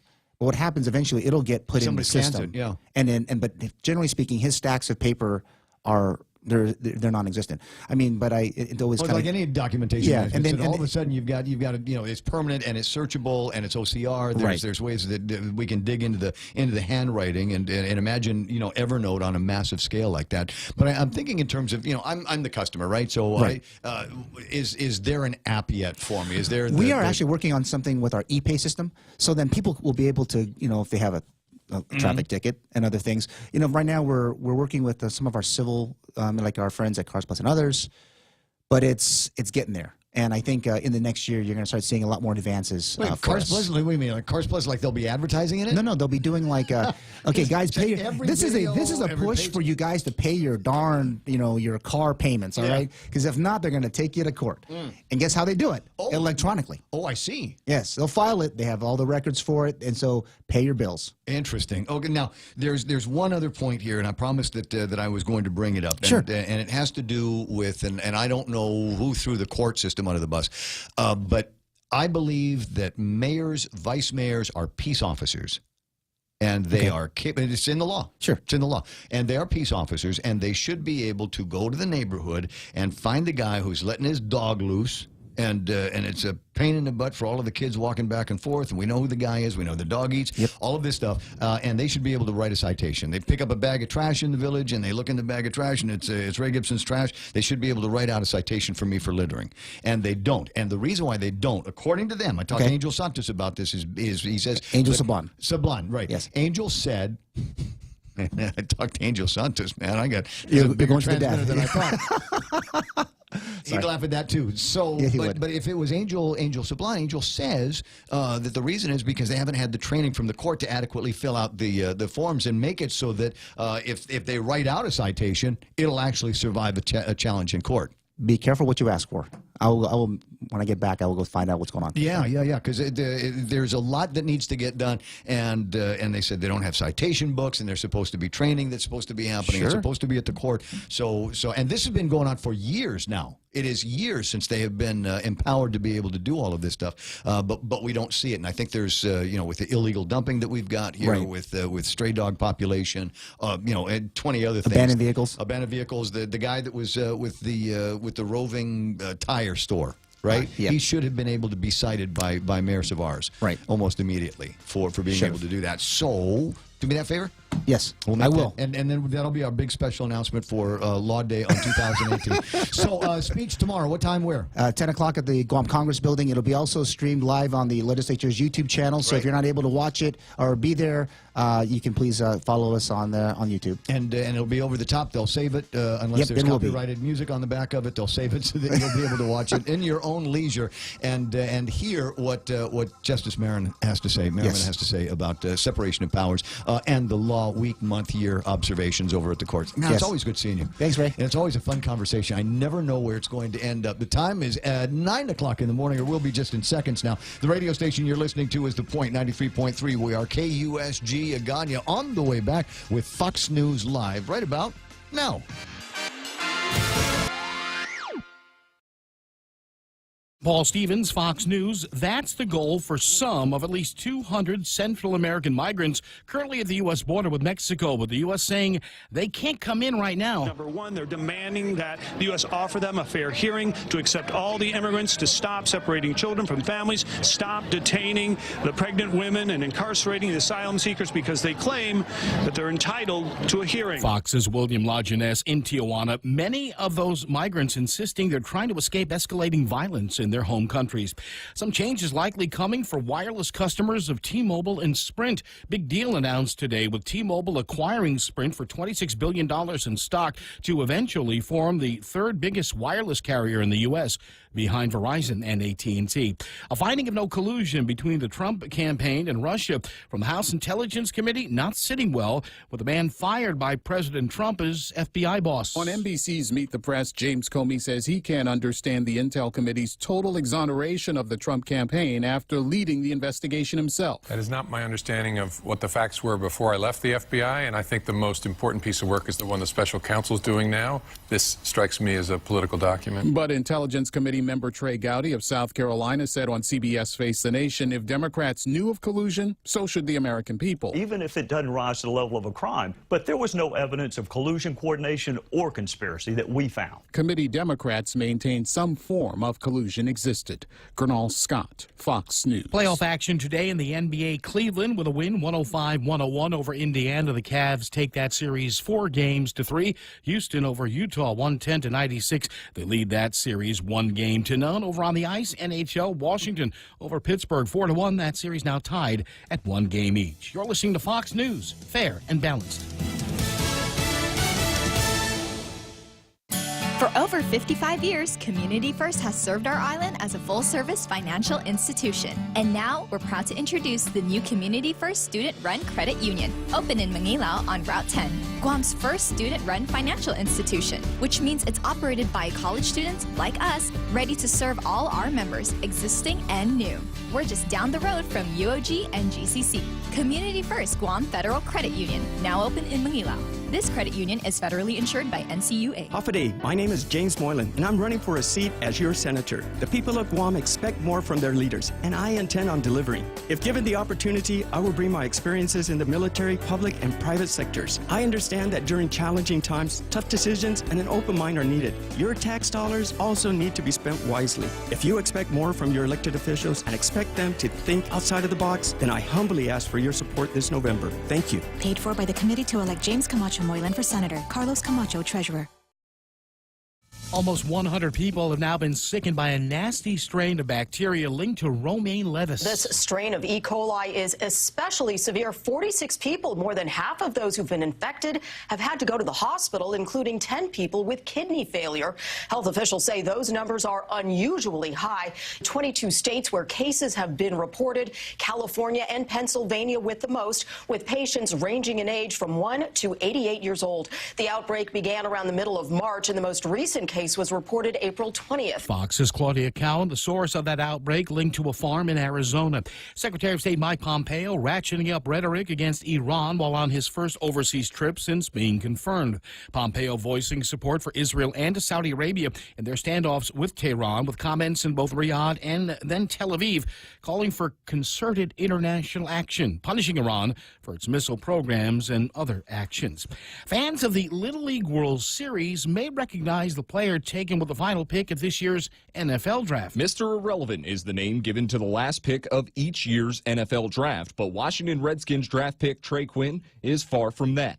Quinn, a wide receiver from SMU, is probably better known for his exploits in the 2008 Little League World Series, when he pitched a no-hitter for his Lake Charles, Louisiana team. After his Little League star turn, Quinn began his college career at LSU before transferring to SMU, where he recorded 114 catches for over 1,200 yards and 13 touchdowns last season. He'll have a chance to compete for a roster spot with the Redskins when camp opens this summer. Ryan Mayer, Fox News. British director Michael Anderson has died. He was 98. His films included the war epic The Dam Busters and the 1976 sci-fi classic Logan's Run.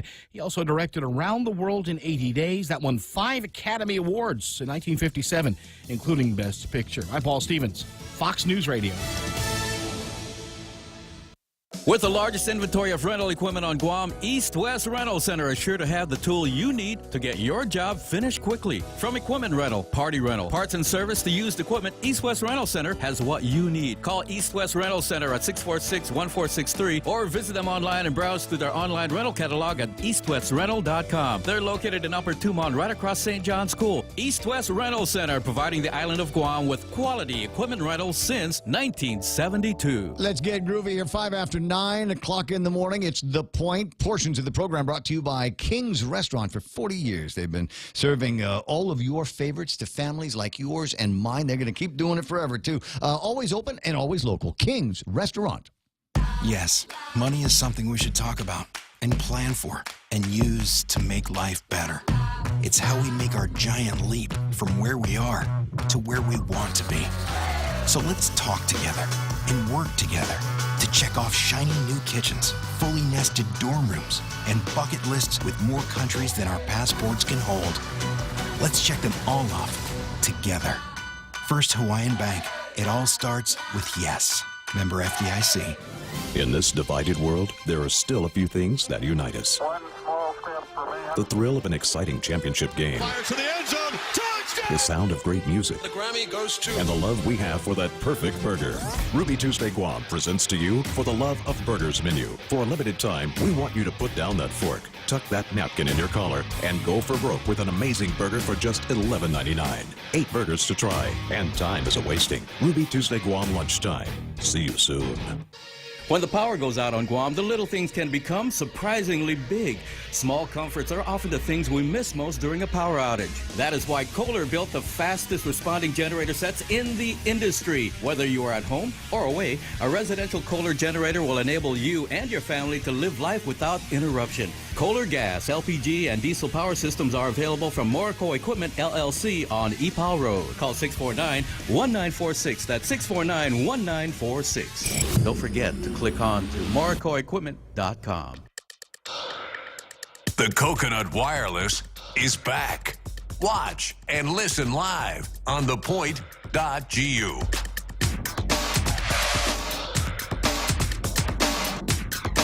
7 after 9, I had that ARD moment.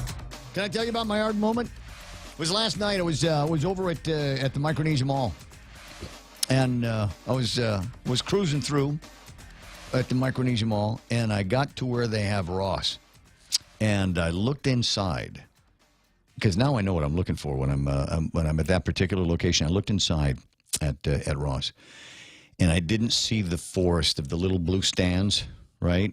On all of the shopping carts. I didn't see that forest on the left-hand side. So you stick your head in, and because you'll look, and you go, oh, there's nobody here. Can't see anybody. The place doesn't look crowded. And then you'll go and you do your shopping, and you realize that it's like Disneyland with the lining technology that they have over on the side. So I looked at that, and I didn't see a whole lot of the stands, and I thought now would be the perfect time. And I realized as I'm thinking about going, I have no idea what I need, and I just I don't need anything. I'm trying to justify in my head going in and doing some shopping, even though I don't really need anything. Well, but most men don't shop. We buy. There's a difference. Exactly. So, and that's the thing is I'm the Home Depot guy. I know exactly where everything is at Home Depot. I open the door, I walk to that aisle, I get what I need, and I leave. Very rarely will I ever do shopping. Now, when they first opened up, I did. When they first opened, and you'll remember, the people that have been here since Home Depot first opened, you remember that was like, it's a birthday party for everybody. Yeah. And so I remember going there probably twice a week for 4 months. You were like a frequent flyer there. Just to see what else they brought in. Because when they first opened up, they didn't have everything on the shelves, right? But as a week goes by, and then pretty soon we've added more stuff, to the nuts and bolts section. Or pretty soon we've got a lot more different keys that you can have your keys. You remember back in the old days where you needed a key made, and you'd go and you'd just get a generic blank version of the key that you have. Sure. And now they have them in Avengers characters and Hello Kitty and AC/DC logo motifs and all of that stuff. You just go, wow. It's the consumerism of the hardware store, and I'm hooked on it. I'm sorry, I just absolutely hooked on it. So I'm never going to say anything bad about them. Where do we get to go? Where do we get to go now? It was something I was prepared to talk about, and it might have slipped my head, and that's okay because I'm always prepared to talk about something. We are at an unusual place. Politically speaking, there are a number of legislators who are not going to return for a shot at the 35th Guam legislature. They're either just not running again, as in I'm tired of being a legislator, I'm tired of being a senator, or they're got their eyes on another prize, governor's office, congresswoman's office, all of that. And so there's a bunch of people that aren't going back. And so I think the ones that are left behind that will be making a run for the 35th Guam legislature, I would not put even money on just the fact that they're incumbents that they'll be asked to come back. You know what I mean? And you got the names in your head. I guarantee it. I guarantee it. When I said that there are incumbents that aren't going to win re-election this year, you already had the image of somebody in your head, right? You know who it is? It was a girl, wasn't it? Yeah. So you've already put this together in your head. You know who you're not voting for. You got a pretty good idea on who everybody else isn't going to vote for. So now everybody is coming out of the woodworks, running over to the Election Commission and picking up packets. We are at 59. There's 59 packets that have been picked up for people, or that they've picked up for themselves, going through that process. And it's a beautiful process. But I'm trying to remember the last time we had so many of them. and how many of the ones that I'm seeing these days are the very interesting ones where people are saying, you know what, I'm not going to run. I don't want the job, but I think, as an example, Tim Rohr might be good at it. Oh, let's bring him in. So there's the committee to draft him. Now, I'd asked the question of a couple of people this morning, and Uncle Robert said in his memory he doesn't remember anybody who ever made it into office as a result of being drafted by a committee. You know, you've got a certain amount of cooperation, I guess, that you got to get into for something like that. And I wanted to talk with Bob Klitsky about that. I was wondering if he might remember something along those lines. So we'll see if we can ring him up again before it's all done. He'd called in talking about North Korea and what may or may not happen with the A1 Korea, or if there's still going to be two Koreas. Are they just going to dismantle the border guard system? You know, along the lines of what we did with East and West Germany. And there's a lot of what if questions, one way or the other. And I think what's interesting to me is to see all of the commentary about it, even on our own page, even on our own Facebook Live deal, right? North Korea, James says, North Korea is small potatoes. The PRC is the emerging superpower, economic and military. Well, they've been emerging for a long time. Whichever way the Koreas become one or remain at odds, China wins the objective in their view, as PRC's goal is to get the U.S. out of their backyard. And remember that Japan has started an arms race, specifically nukes. Leon says this is an old played trick that previous POTUSes failed into, and we have not learned yet. When American military pulled out of Vietnam, also Iraq, now North Korea, Kim Jong-un wants to use this old trick to invade South Korea, with President Xi backing to rule South Korea. Really? Yeah, you think that might be it? I don't know. Number one, this is much different than all the old tricks in the past, because they've never, ever talked about signing a peace treaty, which is what has been announced by both sides at this point. If that happens, there will be no more American presence on the Korean Peninsula. We'll be out of there. That will, I would guarantee you, that will be one of the conditions of signing the treaty. And in reality, that would be the right thing, because the only reason we're there is because there's nothing more than an armistice between these two. And so if that were to happen, and I always worry about this because, you know, I remember my history, and when there's not a strong American power in Asia, that's how wars break out. Yeah. You need to have that big stabilizing, you know, relationship. So I don't know. We'll watch. Maybe it's just a question of just getting out of sanctions. Just get me. I'll be friendly long enough until these sanctions are lifted, and then I might be able to get a chance to feed my people again. At any rate, 9:14. One of the things that was taking place on Friday, and unfortunately I didn't have a chance to attend because these are business people, right? These are not day-long junkets in a ballroom somewhere in Tumon. They start early and they get to the point and they finish and we're done and back to the office because it's Friday and everybody works on Friday. So I didn't have a chance. And I finally over the weekend saw a write-up on what I missed at this forum that took place, the Bank of Guam's Economic Forum. And with me on the line, the president of the Bank of Guam, Auntie Lulian Guerrero. Hi, good morning, Ray. It was so nice to see you and Josh over the weekend, and I wanted to come up with it to you and tell you. I wanted to give you kudos. You know why? Why? Because of all of the people that seem to be wanting to talk about free this, free tuition, and free health care for everybody, you are the only one at the forum that you were at last week that said, yeah, all of that's really nice, but we've got a problem with collecting taxes here in the government of Guam. There's a lot of people that aren't paying their portion of what it takes to run the government in the best interest of the people, whether we're giving away low-cost, no-cost benefits. Right. And right. I said, that's Auntie Lou. Yeah, you know, first of all, I just wanted to make a comment about the North Korea and the South yeah, Korea. of course. Oh, my God. What are your people telling you? I mean, there's got to be somebody in the strategy office that says this is what it could mean for us. Well, you know, I'm just very curious to know what Trump has offered to them. You know, after when the now Secretary of State Pompeo, right? Mm-hmm. That's when they started talking more about uniting and working together. So I'm just curious.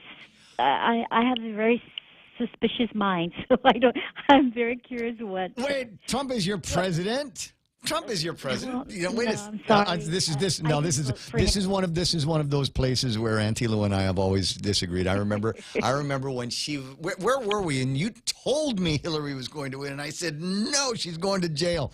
But we still love each other, and she'll still make cookies for me at Christmas time. Right, but she didn't go to jail. She didn't win, but she didn't go to jail. We got to drain the swamp out of the Department of Justice. There's a few that are still lingering, but it will forever be interesting. It's like the tarmac conversation between Bill and what's her name. So there was a conversation there. What was the net effect of that? What was the conversation between Pompeo and the North Korean people? And you're right. What was the nature of the offer? But at this point. And with the saber rattling that had been going on and the fears that, we'd move the atomic clock, the hands on the atomic clock a minute closer to midnight, was it not the more prudent thing to go to them and say, look, we've got to find a way to turn this thing down. We've got to find a way to cool it down. So what is it that you want? And these are the offers that the United States is willing to make in order to get us closer. I hope. I don't know who was talking to you, but I hope he's right that it may just be sanctions. Maybe just lifting sanctions so there's more goods and supplies and food and stuff going over to North Korea. So. And there are people desperately needed. And if we can open up an avenue so that the millions of people that live in North Korea and access, I'm sure, to some raw materials that they have to have there, maybe that will be the economic launching point for another economic power, at least a blossoming power in the Asia Pacific region. And it wouldn't hurt if we found a way to get North Korean spending here on Guam. Right. Yeah. One of these days. So that was the kudos. That was the takeaway that I wanted to talk to you about on Saturday. But golly, we got busy with that mentoring thing. I know. I enjoyed that, actually. I was very impressed with the various teams, how much they've researched their project and that they actually went out and, talked to people and surveyed and researched locations, and I was just really impressed with all that. I was the energy that these good job. The energy that these young people were putting into it, and their not reliance on technology, but the way that they were embracing technology in some of these mock business plans, it's just incredible. The things that they wanted to do. There was, and it's hard for me to say I had favorites, but there were a couple that I kind of gravitated to, including that there was one group that wanted to take these refrigerated vending machines, like the vending machine they have over at Macy's, except you would have food in it, and it would be connected to the internet. So you download the app, sponsored by Bang of Guam.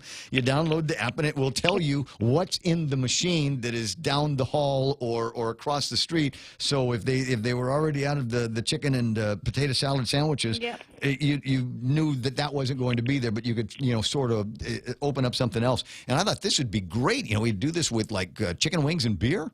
But they said no, they only did it with healthy stuff. So it's just the way they were doing that. There was another, and I tell you what, the caliber of these kids that I was talking to, I mean, there's potential of future employees for me in that room. And I got to imagine it was the same thing for you, going, why aren't you working with me at the bank already? Yeah, but also, encourage them to do their business. It was like, like the other one that I really liked was the one about delivering your ingredients so you can cook your food, 5 to 7 minutes preparation. Right. And then you cook your food, and then you're free to be with your kids and, do their homework, work with their homework and so forth. So I thought that one was really a good one also. The subscription model they were talking about, where they bundle up everything that you need. So you wouldn't necessarily have to, jump in the car and go to Payless or Happy Mart or wherever. Everything would be in the box, and then all you got to do is put it together, follow the instructions, and then bang, everybody's happy, everybody's fed, everybody's satisfied. I want to say there was something along those lines not that long ago. But of course, when we start talking with these young people about these brilliant ideas, sometimes it comes down to limited access to capital. So as bank president, I'm sure that you pondered some of that and talked to these guys about how to minimize the risk back to their lenders and to put together a business plan that a lender could gravitate towards. Right. So it was good. I'm glad I went. It was a really good experience, and it made me feel good that there's, young people out there thinking about these new creative products and services to provide small business opportunities, right? And they all wanted to do them here, and they all wanted to hire local and buy local. So those are they hit all the right points with me. Yes. Hey, now getting back to the conference that you guys had up on Friday, and I noticed that there was a nod that Joe Bradley did in his comments about collecting the uncollected. Right. I thought the economic forum was really good, and people's comments were, that's something that they needed. They liked the panel. They liked the panel presentation because there were various people from different expertise that contributed to the whole economic forum, right? And so one of the things that I personally I'm looking at is that there's like $190 million, Ray, that's not collected in taxes, and I would have preferred if our government realigned their resources back to the Department of Revenue and Tax, so we can at least, if we could even just collect like 50 to 60% of that 190 million, we'd be able to provide for the shortfall of what the Tax Reform Act of your President Trump had passed into law. So that was, to me, I think, very glaring in this whole process, and I think that's how they should have directed their resources. Plus, there are businesses out there that we don't collect taxes, and I know the Guam Hotel Restaurant Association is. I'm sure you know that, talks about all the Airbnbs that are not registered or aren't working with business licenses that is out there, that we're not taking advantage of the revenues and the taxes that we'd be collecting as doing business in Guam, right? So they'd need to pay their version of the hotel occupancy tax, and then there's and also a GRT on top of that, right? Yes. Okay. Right. So I don't remember how much they were estimating we're losing. I want to say like 24 million. But there's 24 million in revenue that we're not collecting our taxes from. So I think the nut eventually is going to come out to something like $4 million. And there will be people that say that's all. And my response is, oh, we're that rich. We are the Kardashians. We can say I'm not going to go after that money. It's too small to go after. We are not so prosperous. Every revenue counts, and it builds up and it builds up. So that's one of the things that, kind of concerns me. And we discussed a little bit about that at the Economic Forum. So there were other things, too, that were discussed at the Economic Forum. Bitcoins was another one that was, cryptocurrency. There was some discussion about that. There was discussion, at least, from my point of view, about, so we have a 67 million decrease in taxes as a result of the Tax Reform Act, but nobody's really talking about what that would mean in terms of improving and encouraging expanded business, right? Opportunities, more job creations, people will have more spending money. What is the net effect of all of that? Well, and I've asked that question. I remember when Governor Calvo was here, and I had Lester in here, and that had not been something that anybody has factored in. All of a sudden, you've got employees that have a few more dollars in their pockets, and nobody. Yeah, you're in the bank. You know how few of those dollars people are saving in a paycheck to paycheck scenario like we have here on Guam, and then you've got all the businesses now that have seen their taxes go off by what's the number, 30%, something like that. Yeah, and so that's significant. I'm wondering how many of them are now putting together plans for capital improvements in their businesses, buying some new technology for their businesses, or in the very least hiring more people at their business so that they've got a better service value that they can offer to their customers. That has not been factored into any of our conversations. We started with the sky is falling. Yes. Exactly.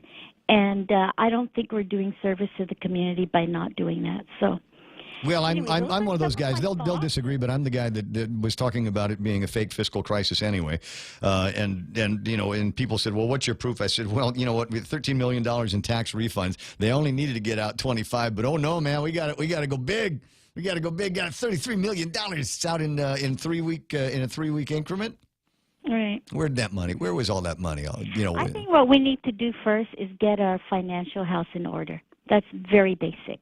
Very, very basic. Before we start talking about, free tuition in college, I really believe that the focus there has to be getting our financial house in order first. Well, there's some systemic stuff, and I wish they had in the government of Guam at Rev and Tax, and especially at Guam Memorial Hospital, your old stomping grounds. I sure do wish they had somebody like you've got in your IT department. Because I think, and I agree with Doris Forrest Brooks on this, the OPA, I think one of the biggest problems that we have is all of our systems are using antiquated computer technology, and so that everything has to be done manually. And so it's input manually, it's checked manually, it's input incorrectly manually, and we have no idea of at the hospital to be able to track a patient from the second that they are wanded in until they're wheeled out at the end of the procedure. We should know every interaction that occurred with these patients. But we don't get that because we don't have the technology, and it's $25 million. But I'm wondering how much that could net in savings and increased revenue opportunities and increased and more accurate billing back to Medicare and Medicaid. I totally agree. So I can be your lieutenant governor if Josh, you change his mind, right?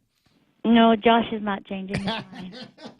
Just playing around. Just playing around. But I also wanted to let you know that, and I think we already issued this as a press release, that today is actually my last day at the bank, and starting tomorrow, May 1st, I am taking a leave of absence from the bank, so I can really focus on my gubernatorial campaigns. And the board has approved the appointment of Joaquin Cook to be the interim president and CEO of the bank while in my absence. So I think we sent out a press release. I know I'd find it. I have not received it yet, but I appreciate the scoop on everybody else. If they have not received it, Lou Leon Guerrero today is no longer the acting president of the Bank of Guam. Son Ken Cook is now the boss of the shop. Congratulations. I've had my eye on that kid for a long time, and he's going to make a fine president. Yeah, he has a great mom. Well, I like his old man too. I like his old man, but there's he's one of those guys always got it on the ball. Great dad, and I think he's going to do wonders for the place. I can see your brother and your father looking down from heaven saying, "Yeah, it was his turn anyway." Yeah, I got you.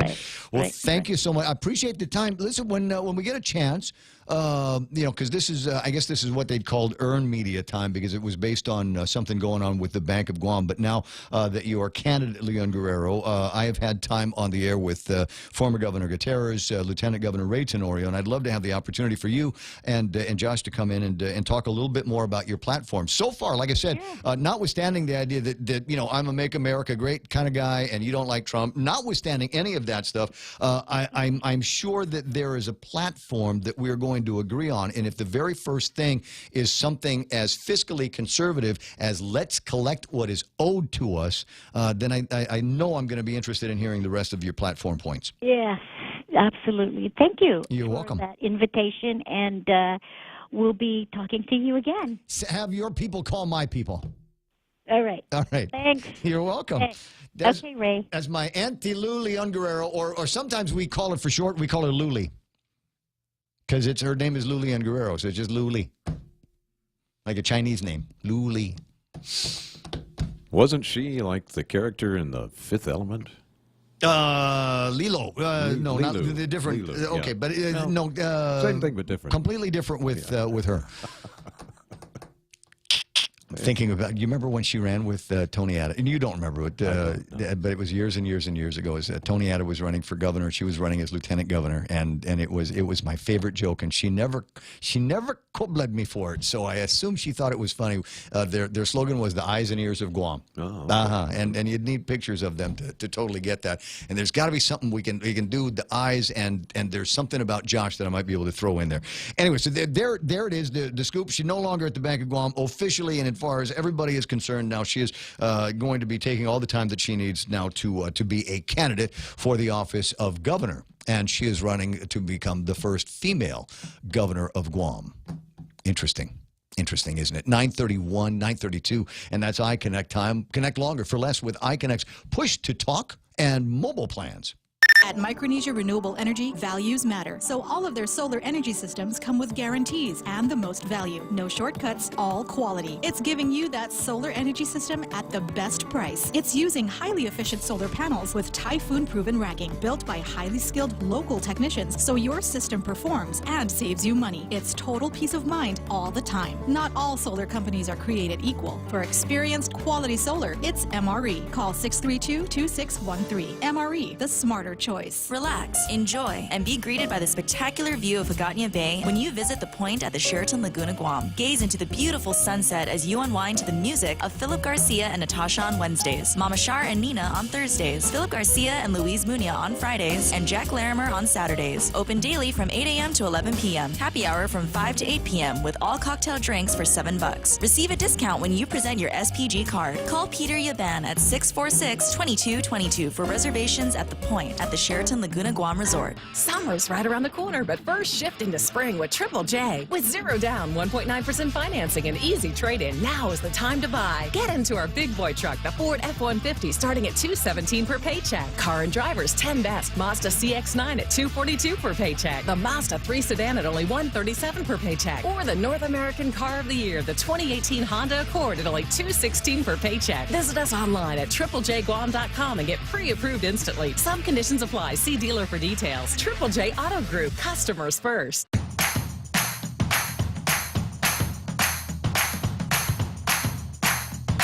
Well, and that's the risk of being on the radio. Not everybody is going to agree with you. It's not necessarily a risk for me, because I know that you and I, most of the time, are on the same page. But Lilian Guerrero, now candidate, talking about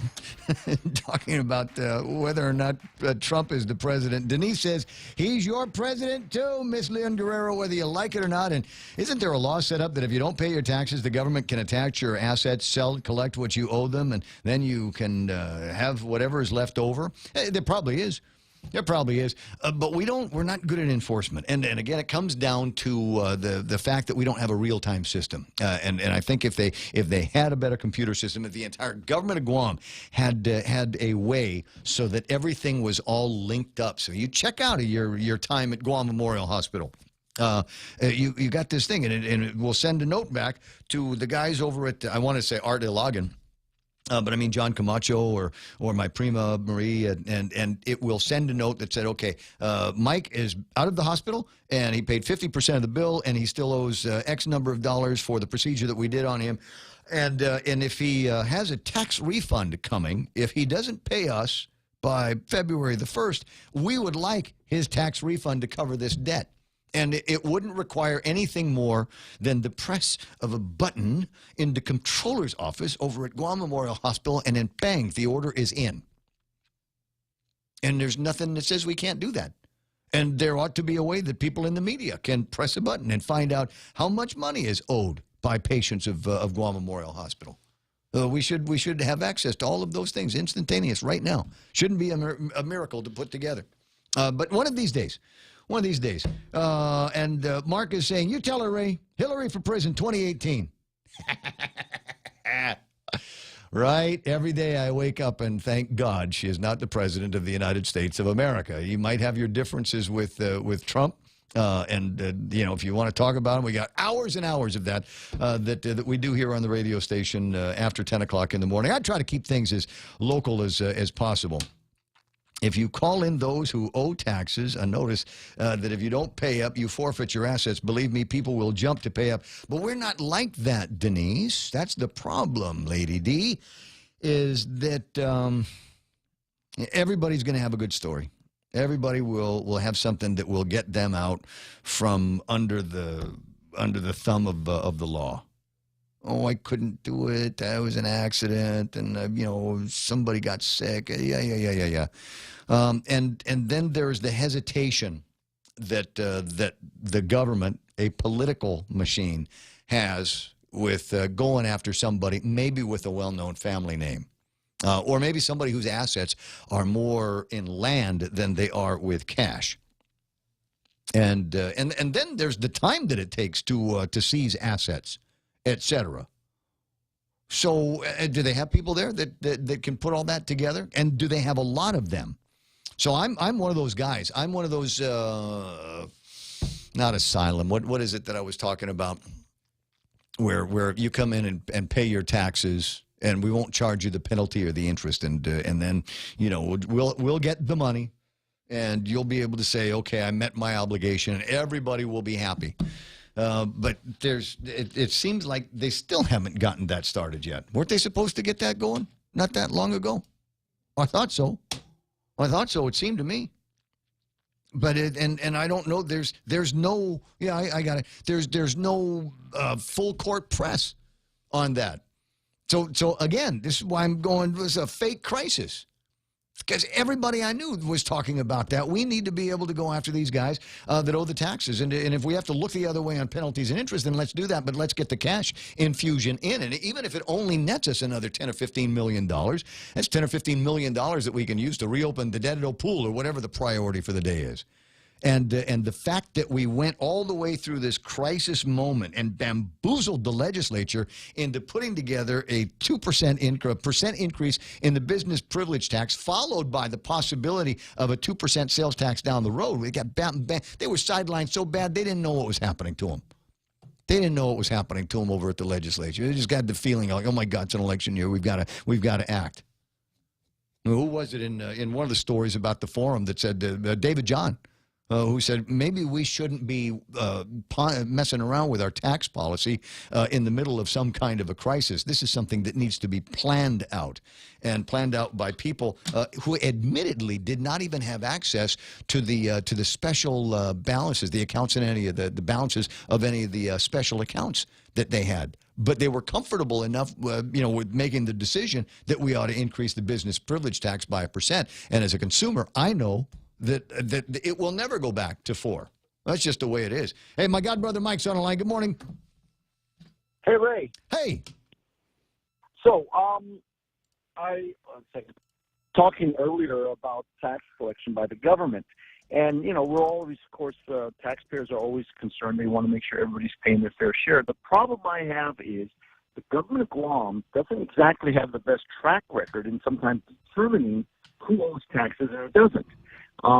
I can't tell you the number of times I've gone down to do a transaction involving real estate, and up pops, oh, you haven't paid your property taxes for these past years. And we're talking 20, 30, 40 years ago. Luckily, I have all my records. Right. And after some research, I go down and show them, no, you're wrong. Your records are incomplete. Please update your records and let my transaction go through. It's bad data. And actually, that happened to me as well. A real estate transaction I was going through, and they said we hit a blemish. The title company said we hit a blemish on your account. And I said, what is it? And they said, well, you didn't pay taxes on this other mortgage. And I said, well, you know what? They're called the lady at that desk over there on the escrow side because the bank pays for all of that. And I know that they had the record. Sure enough, 5 minutes later, up pops a receipt. So I can't disagree with that, but it goes back to that data problem I was telling you about as well. Right. No, but the thing is that, like, for instance, a lot of people look at me and say, look at all these overdue property tax bills. Why don't we just go out and seize the property and sell it out from underneath these people? And the problem is maybe those taxes are wrong. And there needs to be some kind of a due process, some kind of a procedure wherein if it's undisputed the bond is owed, then by all means, seize everything in sight. Mm-hmm. Same with Guam Memorial Hospital. Maybe the billing is disputed. Maybe it's not. And again, we need to always recognize that just because the government says you owe something doesn't always mean, especially our government with their very, very lax bookkeeping, doesn't always have the right records. And this is why sometimes they have to go with a little bit of a softer approach. And I just wanted to, just heads up. I know a lot of people always want, we got to go collect taxes. But the problem is a lot of times we don't know what taxes are owed or not owed because the bookkeeping and record keeping within the government sometimes is very poor. So I hear what you're saying, and I'm actually a little bit surprised at this softer approach that you're taking with the government. It's not normally par for the course for you or in the old days, your old man. But I hear I definitely hear what you're saying. But there is a methodical approach that they need to take, and I don't know that they have made the investment. And this goes back to conversations I've had with Arda Logan from years ago. Is how many people would it take to get them trained up real quick as investigators, auditors, et cetera, to put together a airtight legal case. And so, yeah, I wouldn't do it based on the data that we've got now. I'd look at the numbers and start going backwards and saying, okay, what have I got to do to back up a case to either get my hands on $500,000 worth of overdue taxes or determine through my research that there is a data error somewhere and this money is actually not owed the government of Guam. And in both cases, it'll help straighten out the books in the very least, so we're not quoting $190 million worth of revenue loss. Well, my solution is always the same. Reduce the size of government. That way your mistakes are not so big. Big government makes big mistakes. Smaller government, by nature, has to make smaller mistakes. Amen to that. We're all human. Amen to that, God, brother. You have a good day. I will. I'll see you pretty soon, and maybe next time we'll spend some time talking about the hospitality industry and where they are now. And you know what? You can jump into that conversation anytime because it's evolving. This thing is evolving very, very rapidly.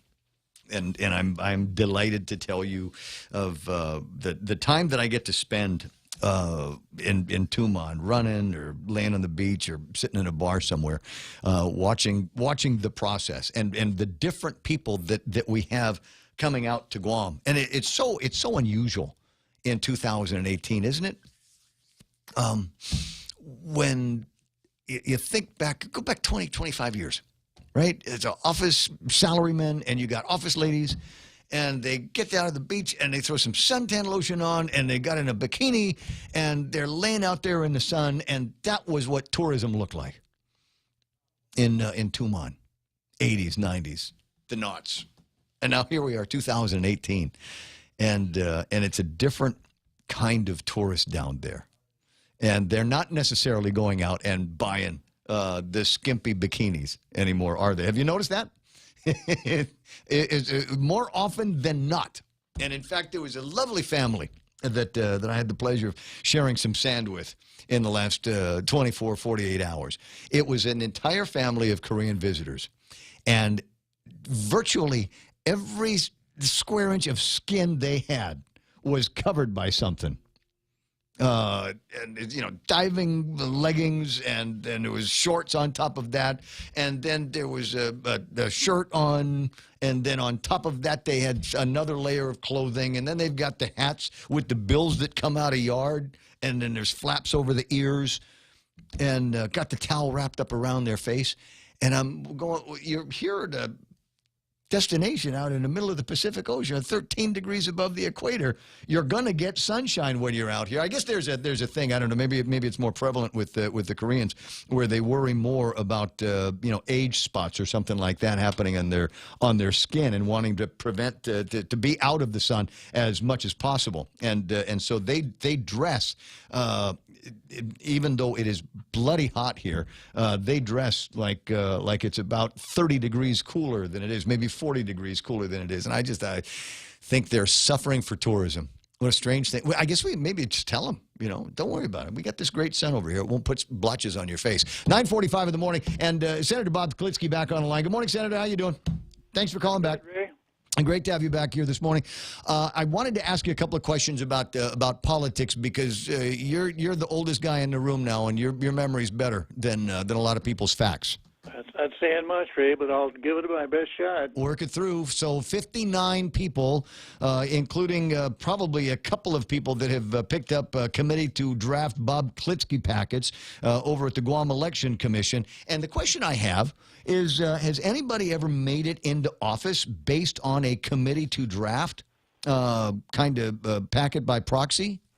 The best answer I can give you is that I think so, because there was a time when government employment was seen as in contradiction to running for office. So the way around that was to have a committee draft someone, thereby he would be able to continue on with his government employment and not have to resign, because there was a time when people filed their papers, they resigned. Right. That's not that far off in my memory. So I think probably there were some people that did, that were elected on the basis of a committee to draft, because the way it works is if the committee to draft gets enough signatures and turns the signatures in, then the draftee has 5 days to say yes or no, and then he has to file a bunch of papers.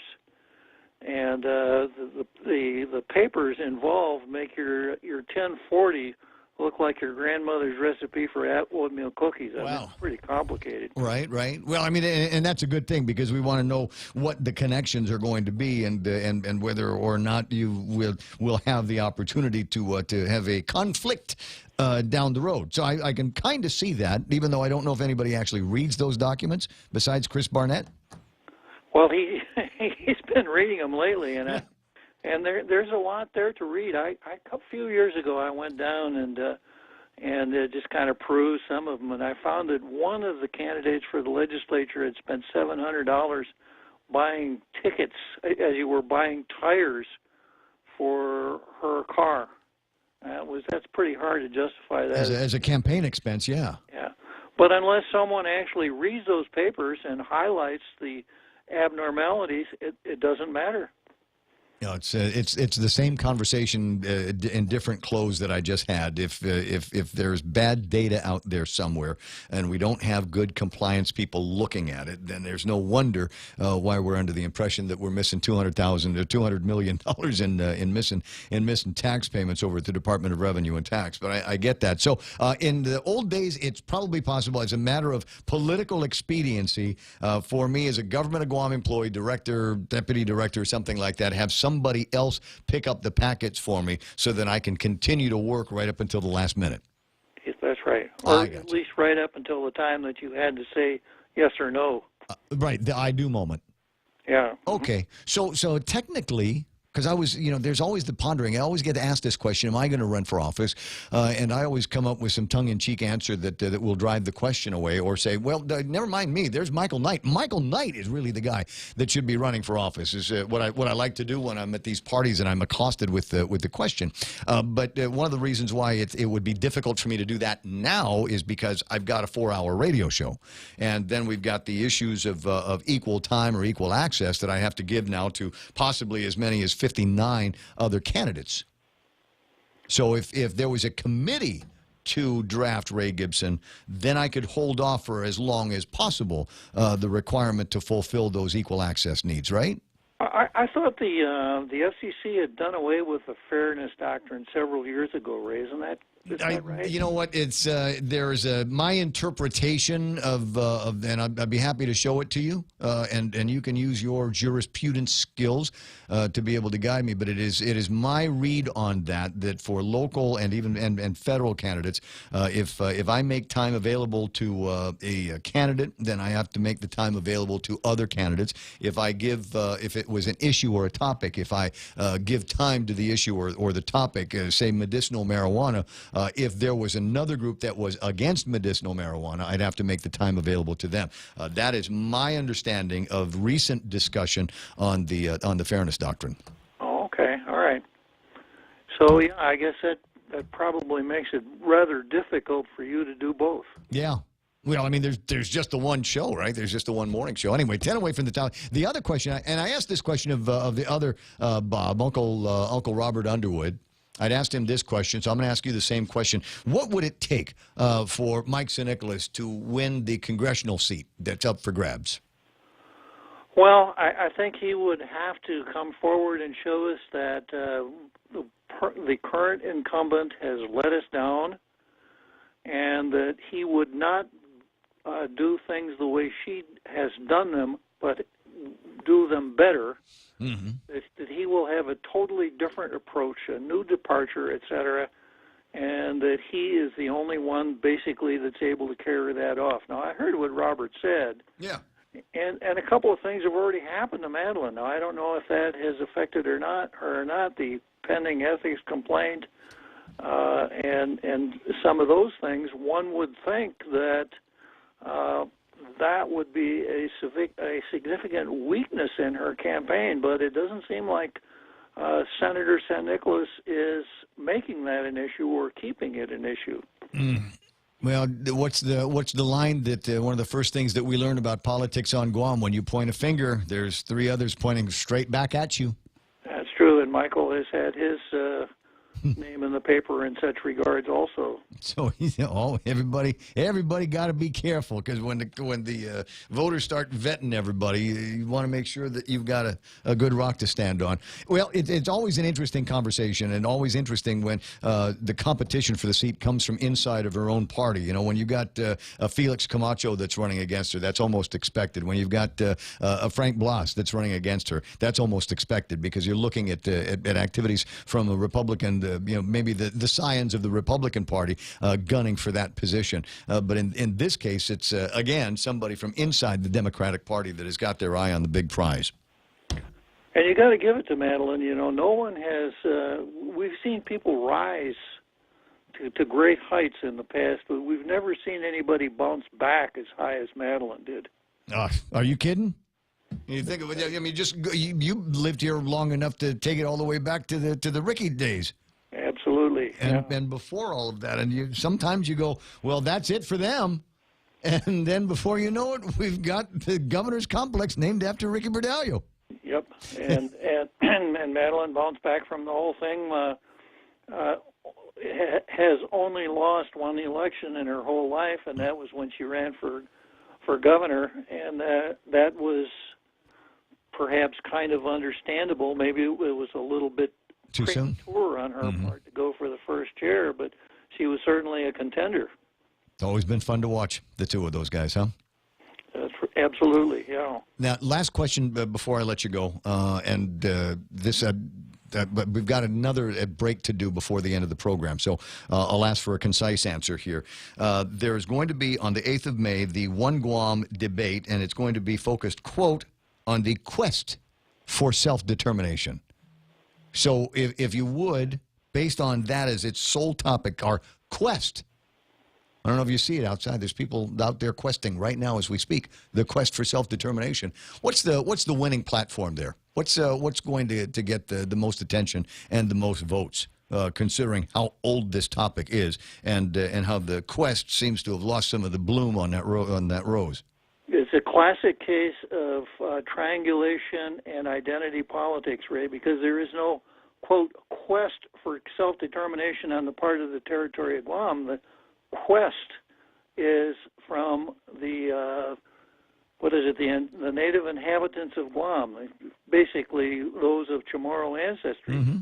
So there is no territorial initiative for decolonization, self-determination, statehood, or anything else along those lines. So the skillful politician is going to be able to answer that question in that way without alienating too many Chamorros. No matter how you answer it, you're going to alienate the hardcore nationalists. Mm-hmm.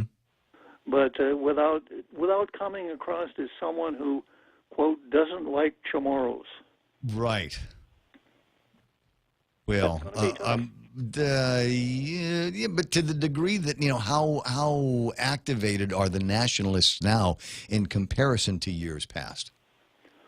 Not activated at all. I can remember when Robert Underwood held a demonstration outside the Daily News building because the Daily News refused to run commercials in the ads in the Chamorro language. The OPIR days, I think the base was much broader and the group was much more active. Now we have a few, talkative folks, but I don't see the breadth that we had before, that there was before. Certainly not. And there's no one yet has taken Angel Santos's place. No. As in terms of an activist, the guy, not literally bomb thrower, fence climber. Some of the banners that they put up quite provocative. Some of the things that they did at the Ricky Berdallo Governor's Complex, very provocative. And you don't see that kind of thing anymore. That's very true, Ray, and I don't think you ever will. When they're asking about this quest, I'm going, well, who's on the quest? Where's the knights in shining armor on this quest? I'm not seeing it.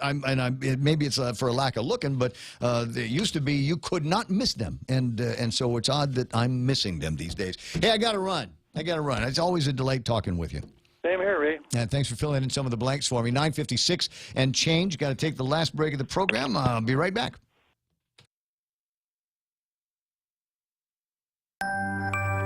One person's trash can be another person's treasure. Instead of discarding unwanted clothes, tools, or appliances, try selling or donating them. This aids in reducing waste and preventing usable items from going into landfills. But above all, you'll be helping others in need. Catch more clean and green living tips every day and get inspired to make a cleaner, greener effort in your community. Happy Earth Month from the stations of Choice Broadcasting. Brought to you in part by JV International Safety Equipment, located in the Harmon Industrial Park. Call 646-9524. With the largest inventory of rental equipment on Guam, East West Rental Center is sure to have the tool you need to get your job finished quickly. From equipment rental, party rental, parts and service to used equipment, East West Rental Center has what you need. Call East West Rental Center at 646-1463 or visit them online and browse through their online rental catalog at eastwestrental.com. They're located in Upper Tumon, right across St. John's School. East West Rental Center, providing the island of Guam with quality equipment rentals since 1972. Why pay for paper? Go paperless for $3 less. Move into e-billing and reduce your carbon footprint while enjoying an easier, faster, and more secure way to receive and view your bills. No more paper clutter or waiting for the mail. Go green and sign up today by checking out DocomoPacific.com or calling 688-CARE. Why pay for paper? Go paperless for $3 less. Docomo Pacific, better together. As we journey through the new year, we here at APL continue to find ways to better deliver our island's resources with innovative and cost-effective solutions, lending our helping hands by carrying your freight safely from the U.S. mainland or anywhere in our global network. We humbly honor the opportunities to continue to work and connect with you and your business. We are APL, and we are here for you.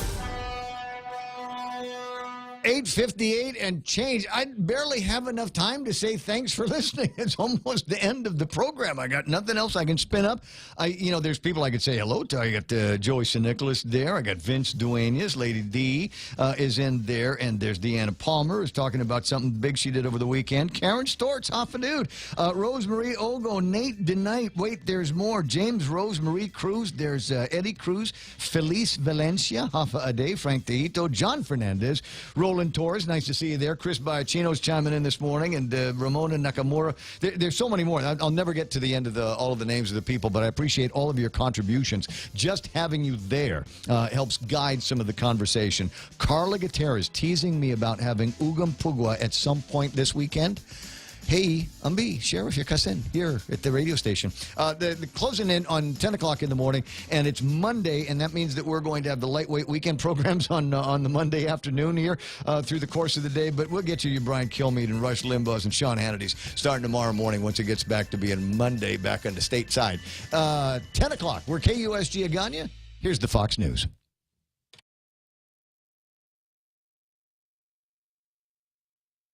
Where'd it go?